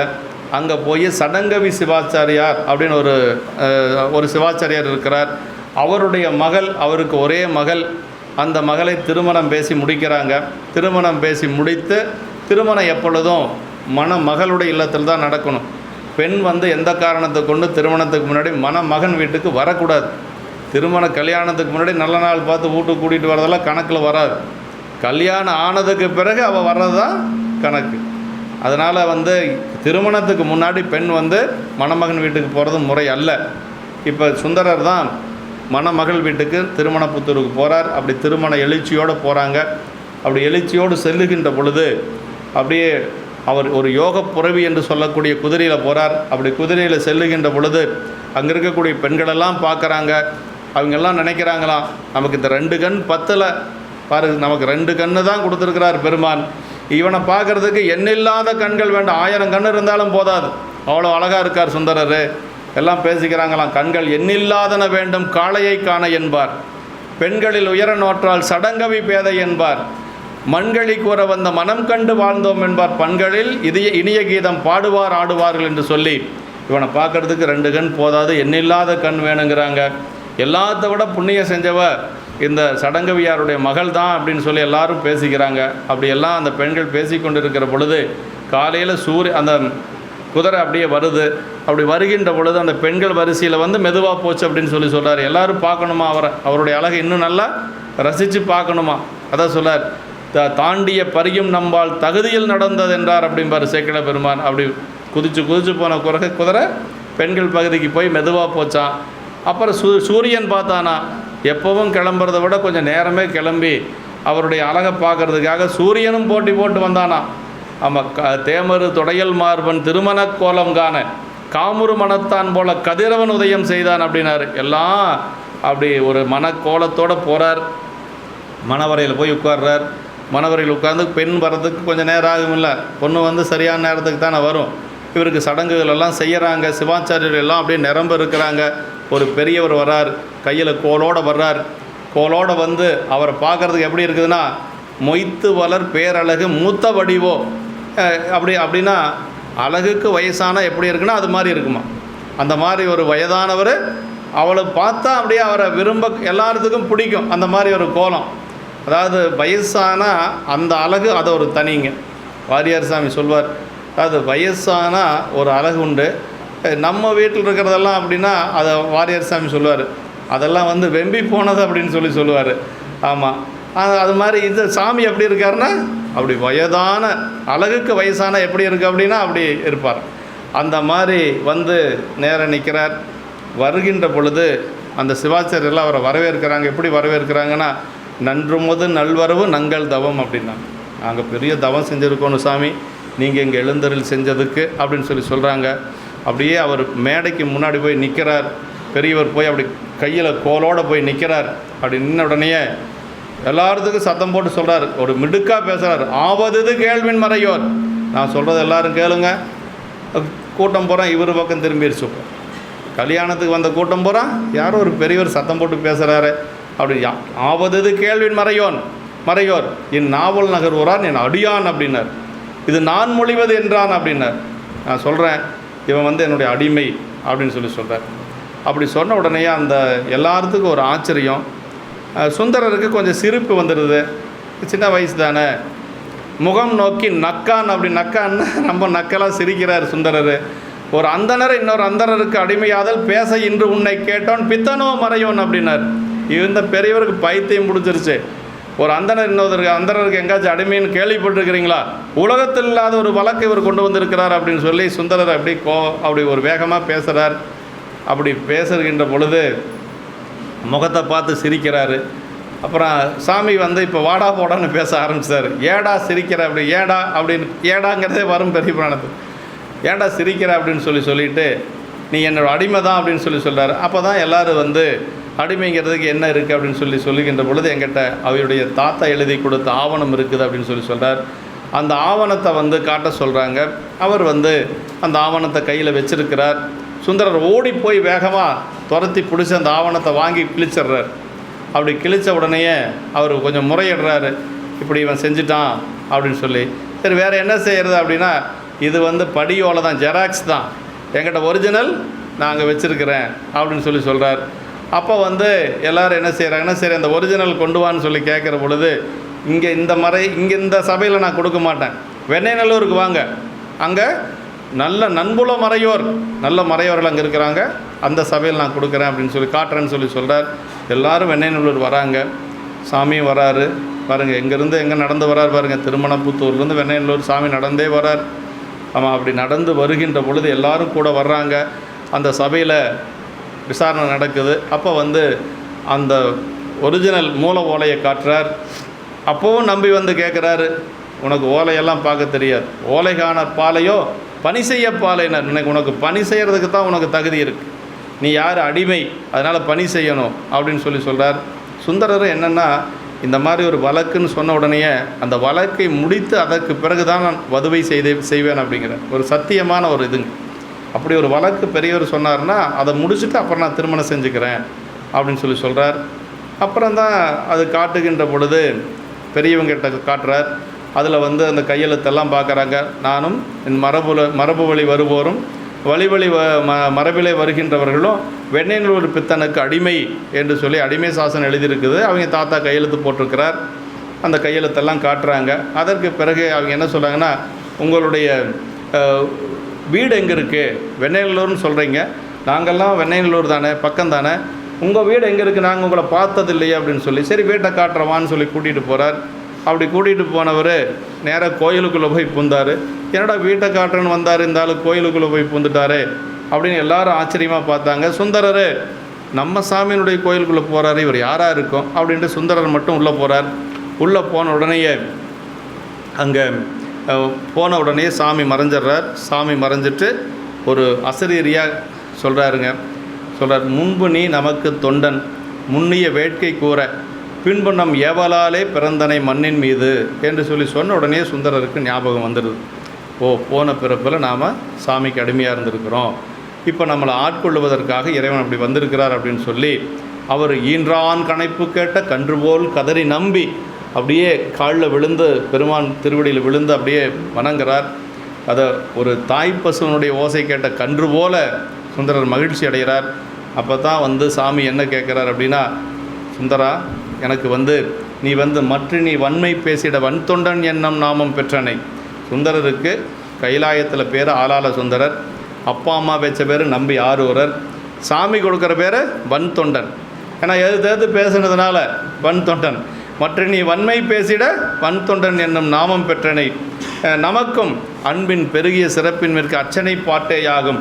ஆதலால் மண்மேல் நம்மை சொற்றமிழ் பாடுகின்றார் தூமரை பாடும் வாயால் அப்படின்னாரு. அப்படின்னா எனக்கு தமிழ் பாடல் ரொம்ப பிடிக்கும், நீ தமிழால் பாடுன்னு சொல்லி சொன்னார். அப்போ சுந்தரர் என்ன சொல்லார்னா, போதிலாமதே குணப்பெரும் கடலே நாயினேன் யாதினை அறிந்து என் சொல்லி பாடுகேன். எனக்கு என்ன சாமி தெரியும், உங்களுடைய குணம் என்ன, உங்களுடைய பெருமை என்ன, ஒன்றுக்கு ஆகாத நாய் நான் பாட முடியுமா பெருமானே அப்படின்னு சொல்லி கேட்கின்ற பொழுது தான் சாமி பித்தன் என்றே பாடுவாய் அப்படின்னாரு. அப்போ தான் பித்தா பிறை சூடி பெருமானே அருளாலா எத்தான் மறவாதே நினைக்கின்றேன் மனத்துன்னை வைத்தாய் பெண்ணை தென்பால் வெண்ணை நல்லூர் அருட்துறையில் அத்தா உனக்கு ஆளாய் இனி அல்லேன் எனலாமே. பெருமானே, நான் ஏற்கனவே உனக்கு அடிமை, ஆனால் நீ என்னை அடிமைன்னு சொன்னதுக்கு பிறகு நான் இல்லைன்னு சொன்னனே, அப்படி சொல்லலாமா என்று சொல்லி வருந்தி அந்த பதிகம் முழுக்க பாடுறார். அதற்கு பிறகு அங்கேருந்து நாவலூர் போகிறார், அங்கேருந்து மீண்டும் திருத்துறையூர் போகிறார். திருத்துறையூரில் போய் பெருமானை வழிபாடு செய்து அவருக்கு அங்கே தத்துவ ஞானம் கிடைக்குது. அங்கே என்ன சொல்கிறாருன்னா, அதாவது இது அருட்துறைன்னு பேருங்க. எது திருவெண்ணைநல்லூருக்கு பேர் அருட்துறை, திருவருள் துறை. அப்போ திருவருட்துறை என்று சொல்லுவது, அதாவது துறைனா கரையேறக்கூடிய இடங்க. அவநெறியில் செல்லாமல் தடுத்தது அருட்துறை. இப்போ தவநெறி கிடைக்குது திருத்துறையூரில். அதான் சொல்ல சிவனடையும் திருத்துறையூர் சென்றறைந்து தீவினையால் அவநெறியில் செல்லாமே தடுத்தாண்டாய் அடியேற்கு தவநெறி தந்தருள் என்று பவநெறிக்கு விளக்காகும் திருப்பதிகம் அருள் செய்தார் என்று சொல்கிறாருங்க. அப்படின்னா அவநெறியில் செல்லாமல் தடுத்தது அருட்துறை என்று சொல்லக்கூடிய வெண்ணைநல்லூர், தவநெறி கொடுத்தது திருத்துறையூர் என்று சொல்லக்கூடிய அந்த தவத்துறை. அங்கே தான் அவருக்கு தத்துவ ஞானம் கிடைக்குதுங்க. அதாவது தத்துவ ஞானம் என்னென்னா, இப்போ நம்ம இதில் சொல்லணும்னா சைவ சித்தாந்த அறிவு, அது அவருக்கு சாமி அங்கே கொடுக்குறார். அங்கே தான் அவர் பாடுறார். மலையார் அருவி திரள்மாமணி உந்தி என்று சொல்லக்கூடிய பதிகத்தில், தலைவா உன்னை வேண்டிக் கொள்வேன் தவநெறியே, தவநெறி வேணும்னு கேட்குறாரு, கொடுத்துறார். அங்கே இருக்கிற பொழுது தான் கூத்த பெருமானை வழிபாடு செய்கிறதுக்கு அவருக்கு மனசு, இப்படியா தில்லை சென்று பெருமானை வழிபாடு செய்யணும்னு அவருக்கு மனசில். அப்படி செல்லுகின்ற பொழுது திருவதிகை போகிறார். திருவதிகை செல்லுகின்ற பொழுது அப்பர் சாமிகள் உளவாரப்பணி செய்த பதி, அதில் போய் காலால் மிதிக்கக்கூடாது. எப்படி பாருங்கள், பெரியவங்கள் பணி செய்த இடத்துல காலால் மிதிக்கக்கூடாது என்று சொல்லி, உடையரசு உலகேத்தும் உளவாரப் படையாளி விடையவருக்கு கைத்தொண்டு விரும்பு வெறும் பதியை மிதித்து அடையும் அதற்கு அஞ்சுவன் என்று அன்னகரில் புகுதாதே மடைவளர்தன் புறம்பனையில் சித்தவட மடம் புகுந்தார் என்று சொல்லி அங்கே உள்ளே போகிறதில்லை. ஏன்னா அப்பர் சாமிகளை திலகவதி அம்மா திருநீர் கொடுத்து ஆட்கொண்டது அந்த இடம். அதனால் அந்த இடத்துக்கு நாம் காலால் மிதிக்கக்கூடாது என்று சொல்லி 3 கிலோமீட்டர் தொலைவுக்கும் அந்த பக்கம் இருக்கக்கூடிய சித்தவட மடம் அப்படிங்கிற இடத்துல தங்குறார். அப்படி அங்கு தங்குகின்ற பொழுது பெருமான் என்ன பண்ணுறாருனா, சுந்தரன் நம்மளை திருவதிக்குள்ளே வரலை, ஏன்னா அப்பர் சாமிகள் மீது வைத்த அன்பின் காரணமாக சித்தவட மடத்தில் இருக்கிறார், நம்ம அங்கே போகலாம் என்று சொல்லி இறைவனே அங்கே அவர் உறங்கி கொண்டு இருக்கிறார். அப்படியே அவர் தலை மேலே காலை வைக்கிறார். காலை வச்சது யாருன்னு தெரியல அவருக்கு. அதான் சொல்லார், பூந்தாரான் திருமுடிமேல் பதும மலர் தாள் வைத்து பள்ளி கொள்வார் போல் பயின்றார் அப்படின்னார். அப்படி பள்ளி கொண்ட மாதிரி நல்ல ஜம்முன்னு காலை தூக்கி சுந்தரர் தலை மேலே வச்சு படுத்தாராம். அப்போ கொஞ்சம் அவருக்கு அருமறையோய் உன்னடி என் சென்னியில் வைத்தனை என்னன்னாரு. சாமி, எப்பா பெரியவரை தலை மேலே கொண்டு காலை வச்சிருக்கு, வேணும்னு தான் அவர் வைக்கிறாரு. இவர் கேட்குறாரு, தலை மேலே கொண்டு காலை வச்சுருக்கிறீங்களே அப்படின்னு சொல்லி கேட்குற பொழுது, திசையறியா வகை செய்தது என்னுடைய மூப்புக்கான் அப்படின்னார். எனக்கு திசை தெரியலையப்பா, எந்த பக்கம் படுக்கிறதுன்னு எனக்கு தெரியல, வயசாகி போச்சு இல்லை, அதனால் எனக்கு திசை இல்லை. யார் சொல்கிறா? சிவபெருமான், என் திசை காவலனாக இருக்கக்கூடிய சிவபெருமான் சொல்கிறார். அதற்கு பிறகுதான் அவர் இன்னொரு இடத்துல தள்ளி போய் படுக்கிறாரு. மீண்டும் அவர் தாள் நீட்டினார், மறுபடியும் காலை கொண்டே வைக்கிறாரு. என்னை பலகாலம் மிதித்தன நீ யார்? கொஞ்சம் கோபம் வந்துருச்சு. அப்படி சொன்னதுக்கு பிறகு தான் கங்கை சடை கறந்த பிரான் அறிந்திலையோ எனக்கு கறந்தான் அப்படின்னு கங்கையை தலைமையில வச்சிருக்கக்கூடிய சிவபெருமான் சொல்கிறாராம், சுந்தரா இன்னுமா உனக்கு தெரியல அப்படின்னு சொன்ன உடனேயே வந்தது சாமின்னு சொல்லி தெரிஞ்சிட்டார். அதற்கு பிறகுதான் தம்மானை அறியாத சாதியார் உடனே என்று சொல்லக்கூடிய திருப்பதிகத்தை எல்லா ஜாதியும் இந்த உலகத்தில் இருக்குது, சிவபெருமானை கூட தெரிஞ்சிக்க முடியாத ஒரு சாதி இருக்குதுன்னா அது நான் தான் என்று சொல்லி இறங்கி பாடிய திருப்பதிகம். அங்கிருந்து மீண்டும் தன்னுடைய பயணத்தை தொடரார். சிதம்பரம் வருகிறார். அப்படி வருகின்ற வழியில் எல்லா தலங்களை வழிபாடு செய்து கொண்டு தில்லையம்பதி வருகிறார். தில்லையம்பதியில் அந்த பெருமானுடைய அழகை பார்த்து அப்படியே இருந்துடுறார். 2 பாட்டில் சொல்கிறார் சேக்கிழார் பெருமான், 5 பேரறிவும் கண்களே கொல்ல அளப்பரும் கரணங்கள் 4 சிந்தையே ஆக குணமொரு 3 திருந்து சாத்துவிகமேயாக இந்துவால் சடையான் ஆடும் ஆனந்த எல்லையில் தனிப்பெரும் கூத்தில் வந்த பேரின்ப வெள்ளத்தில் திளைத்து மாறிலா அப்படியே மகிழ்ச்சியில் மலர்ந்தார் என்று சொல்லார். அதாவது அவருக்கு ஒன்றுமே தெரியல, 5 பொறிகளும் வேலை செய்யலை, அப்புறம் 4 அந்த கரணமும் ஒன்றும் வேலை செய்யலை, சிந்தை மட்டும்தான் இருக்குது, சிவபெருமானையே நினச்சிட்டு கண் அப்படியே அந்த தூக்கிய திருவடியவே பார்த்துட்டு இருக்குது, மனசுக்குள்ளே இப்போ எதுவுமே இல்லை. இப்போ எப்படி இருக்கிறாருன்னா அப்படியே பெருமானோட ஒன்றா இருக்கிறார். அப்போ ஒரு பதிகம் பாடுறார். அந்த பதிகம் நமக்கு கிடைக்கிறது இல்லை. அதை தென்னிலா மலர்ந்த வேணியாய் உந்தன் திருநடங்கும்பிட பெற்று மண்ணிலே வந்த எப்பிறவிய வாழிதாம் இன்பமாம் என்று கண்ணில் ஆனந்த அருவிநீர் சொரிய கைமலர் உச்சிமேல் குவித்து பண்ணினால் நீடி அறிவரும் பதிகம் பாடினார் பரவினார் பணிந்தார். ஏற்கனவே பெருமானோடு இருக்கக்கூடிய ஒரு சுந்தரர். அப்படி அந்த இன்பத்தை காட்டிலும் பெரிய இன்பம் இந்த தூக்கிய திருவடி இன்பம் அப்படின்னு சொல்கிறார், பாடுறார். ஏன்னா மண்ணிலே வந்த பிறவியே வாழிதாம் இன்பம்னா எல்லையில்லாத இன்பம் அப்படின்னு சொல்கிறார். அப்படி அங்கேயே இருந்துடுறார். சரி விட்டா இவர் இங்கேயே இருந்துருவாராட்டிருக்கு, இங்கேயே செட்டில் ஆயிடுவாராட்டிருக்குன்னு சொல்லி சாமி என்ன பண்ணுறாருன்னா அவருக்கு பண்ணை ஆரூரில் வருக நம்பால் அப்படின்னு, பண்ணை ஆரூரில் வருக நம்பால், திருவாரூருக்கு வாப்பா, இங்கேயே இருந்துடாத, வேலையெல்லாம் அங்கே தானே இருக்குது, கல்யாணம் பண்ணி வைக்கணும், திருத்தொண்ட தொகை பாடணும், நீ பாட்டு இங்கே இருந்துட்டே அப்படி ஒரு அசரீரி கேட்குது. அங்கேருந்து அப்படியே திருவாரூர் வருகிறார். அப்புறம் தான் திருவாரூர் தான் நம்ம சிந்திச்சிடும் இல்லையா, இப்போ நடந்ததெல்லாம் திருவாரூரில். ஏன்னா திருவாரூர் வரை கொண்டு வந்து விட்டுறங்கிறதுக்காகத்தான் திருவாரூரில் அடியாரெல்லாம் வரவேற்று கொண்டு அழைத்து கொண்டு செல்லுகிறார்கள். பறவையாரை பார்க்கிறார். பறவையாரை பார்த்து பறவையார் திருமணம் நடக்கிறது. அது இறைவனே முன்னின்று நடத்தி கொடுக்கிறார். அந்த திருமணம் முடிந்ததுக்கு பிறகு அடியார் பெருமானை வணங்குவதற்காக செல்லுகின்ற பொழுது தான் இந்த தேவாசிரியர் இருக்கக்கூடிய அடியார்களை வணங்காமல் போகிறார். வணங்கிட்டு போகிறாரு மனசுக்குள்ளே. அது விரல்மண்ட நாயனார் பார்த்து கோபப்படுகிறார். அதற்கு பிறகு இறைவன் அடியாருடைய பெருமைகளையெல்லாம் உள்ளின்று உணர்த்த நமக்கு திருத்தொண்ட தொகை பாடியிருக்கிறாரு. இவ்வளோ பெரிய சரிதான். அதாவது என்னென்னா இது சும்மா நான் அப்படியே கொஞ்சம் வேகமாக உளறிட்டேன். இது மணிக்கணக்கில் பேச வேண்டியது இல்லைங்களா. இருந்தாலும் நீங்கள் எல்லாம் வகுப்பு கேட்டுட்டு தானே இருக்கிறோம், சும்மா ஒரு ஞாபகப்படுத்துறதுக்காகத்தான் சொன்னது என்று சொல்லி இந்த அளவில் நாம் இன்று நிறைவு செய்து அடுத்து நமக்கு தில்லைவாழந்தர்தம் அடியார்க்கு மடியேன் தில்லைவாழந்தர் புராணத்துக்குள்ளே போக போகிறோம். இனிமேல் தான் சரியத்துக்குள்ளேயே போகிறோம். சேக்கிழார் பெருமான் என்ன சொல்லியிருக்காருன்னா திருத்தொண்ட தொகையில் இருக்கிற ஒரு வரிசைப்படி இன்னைக்கு புராணத்துக்குள்ளே போவோம். இது வரைக்கும் இருந்ததெல்லாம் பாயிர பகுதிகள். இனிமேல் தான் சரியத்துக்குள்ளே போவோம். அடுத்த வாரம் நமக்கு தில்லைவாழ் அந்தனர் புராணம் என்று சொல்லி இந்த அளவுக்கு நம்ம நிறைவு செய்து கொண்டு பெருமானுடைய திருவருட் கருணையினால் தடுத்தாட்கொண்ட புராணம் சுந்தரருடைய புராணம் சிந்திக்கிறது ஒரு பெரிய சிறப்புங்க. சேக்கிழார் பெருமான் என்ன சொல்கிறார்னா ஒரு மனத்திறத்தின் அங்கு நிகழ்ந்தது மொழிவேன் உய்ந்தேன் அப்படிங்கிறார். அந்த தடுத்தாட்கொண்ட திருமணம் வந்தது இல்லைங்களா, அதை சொல்ல போகிறேன், நான் சொல்கிறதுனால நான் உய்வடைந்தேன் அப்படிங்கிறார். அதாவது நல்லதோ கெட்டதோ எத்தனை பேர் முழுசாக கேட்டீங்க, எத்தனை பேர் கேட்காம இருந்தீங்க, எத்தனை பேர் இன்றைக்கி வந்தாலும் சரி எப்படியாவது தடுத்தாட்கொண்ட புராணம் கேட்டால் நமக்கு உய்வு கிடைக்கும் அப்படின்னு சொல்கிறார். சேக்கிழார் பெருமானே சொல்கிறாருங்க. ஒரு மனத்திறத்தின் அங்கு நிகழ்ந்தது மொழிவேன், இனிமேல் தான் சொல்ல போகிறேன், ஆனால் உய்ந்தேன் அப்படிங்கிறார். உய்ந்தேன் என்று சொல்வது இறந்த காலம், சொல்கிறது அப்படி சொல்லுவேன் அப்படிங்கிறது எதிர்காலம். சொல்கிறதுக்கு முன்னாடியே நான் உய்வடைந்தேன் அப்படி. அப்போ அவ்வளவு சிறப்புடையது இந்த திருத்தொண்ட இந்த தடுத்தாட்கொண்ட புராணம் என்று சொல்லி நம்பிகளுடைய திருவடிகளில் மீண்டும் ஒரு முறை வணங்கி அடியார் பெருமக்களை வணங்கி அமைகின்றோம். என்றும் இன்பம் பெருகும் இயல்பினால் ஒன்று காதலி துள்ளமும் ஓங்கிட மன்றுளார் அடியார் அவர் வான்புகழ் நின்றதெங்கும் நிலவி உலகலாம் வான்முகில் வளாது பெய்ய மலிவலம் சுரக்க மன்னன் கோன்முறை அரசு செய்ய குறைவிலாது உயிர்கள் வாழ்க நான்மறை அறங்கள் ஓங்க நற்றவம் வேள்வி மல்க மேன்மைகொள் சைவநீதி விளங்குக உலகமெல்லாம் மேன்மைகொள் சைவநீதி விளங்குக உலகமெல்லாம் மேன்மைகொள் சைவநீதி விளங்குக உலகமெல்லாம். திருச்சிற்றம்பலம்.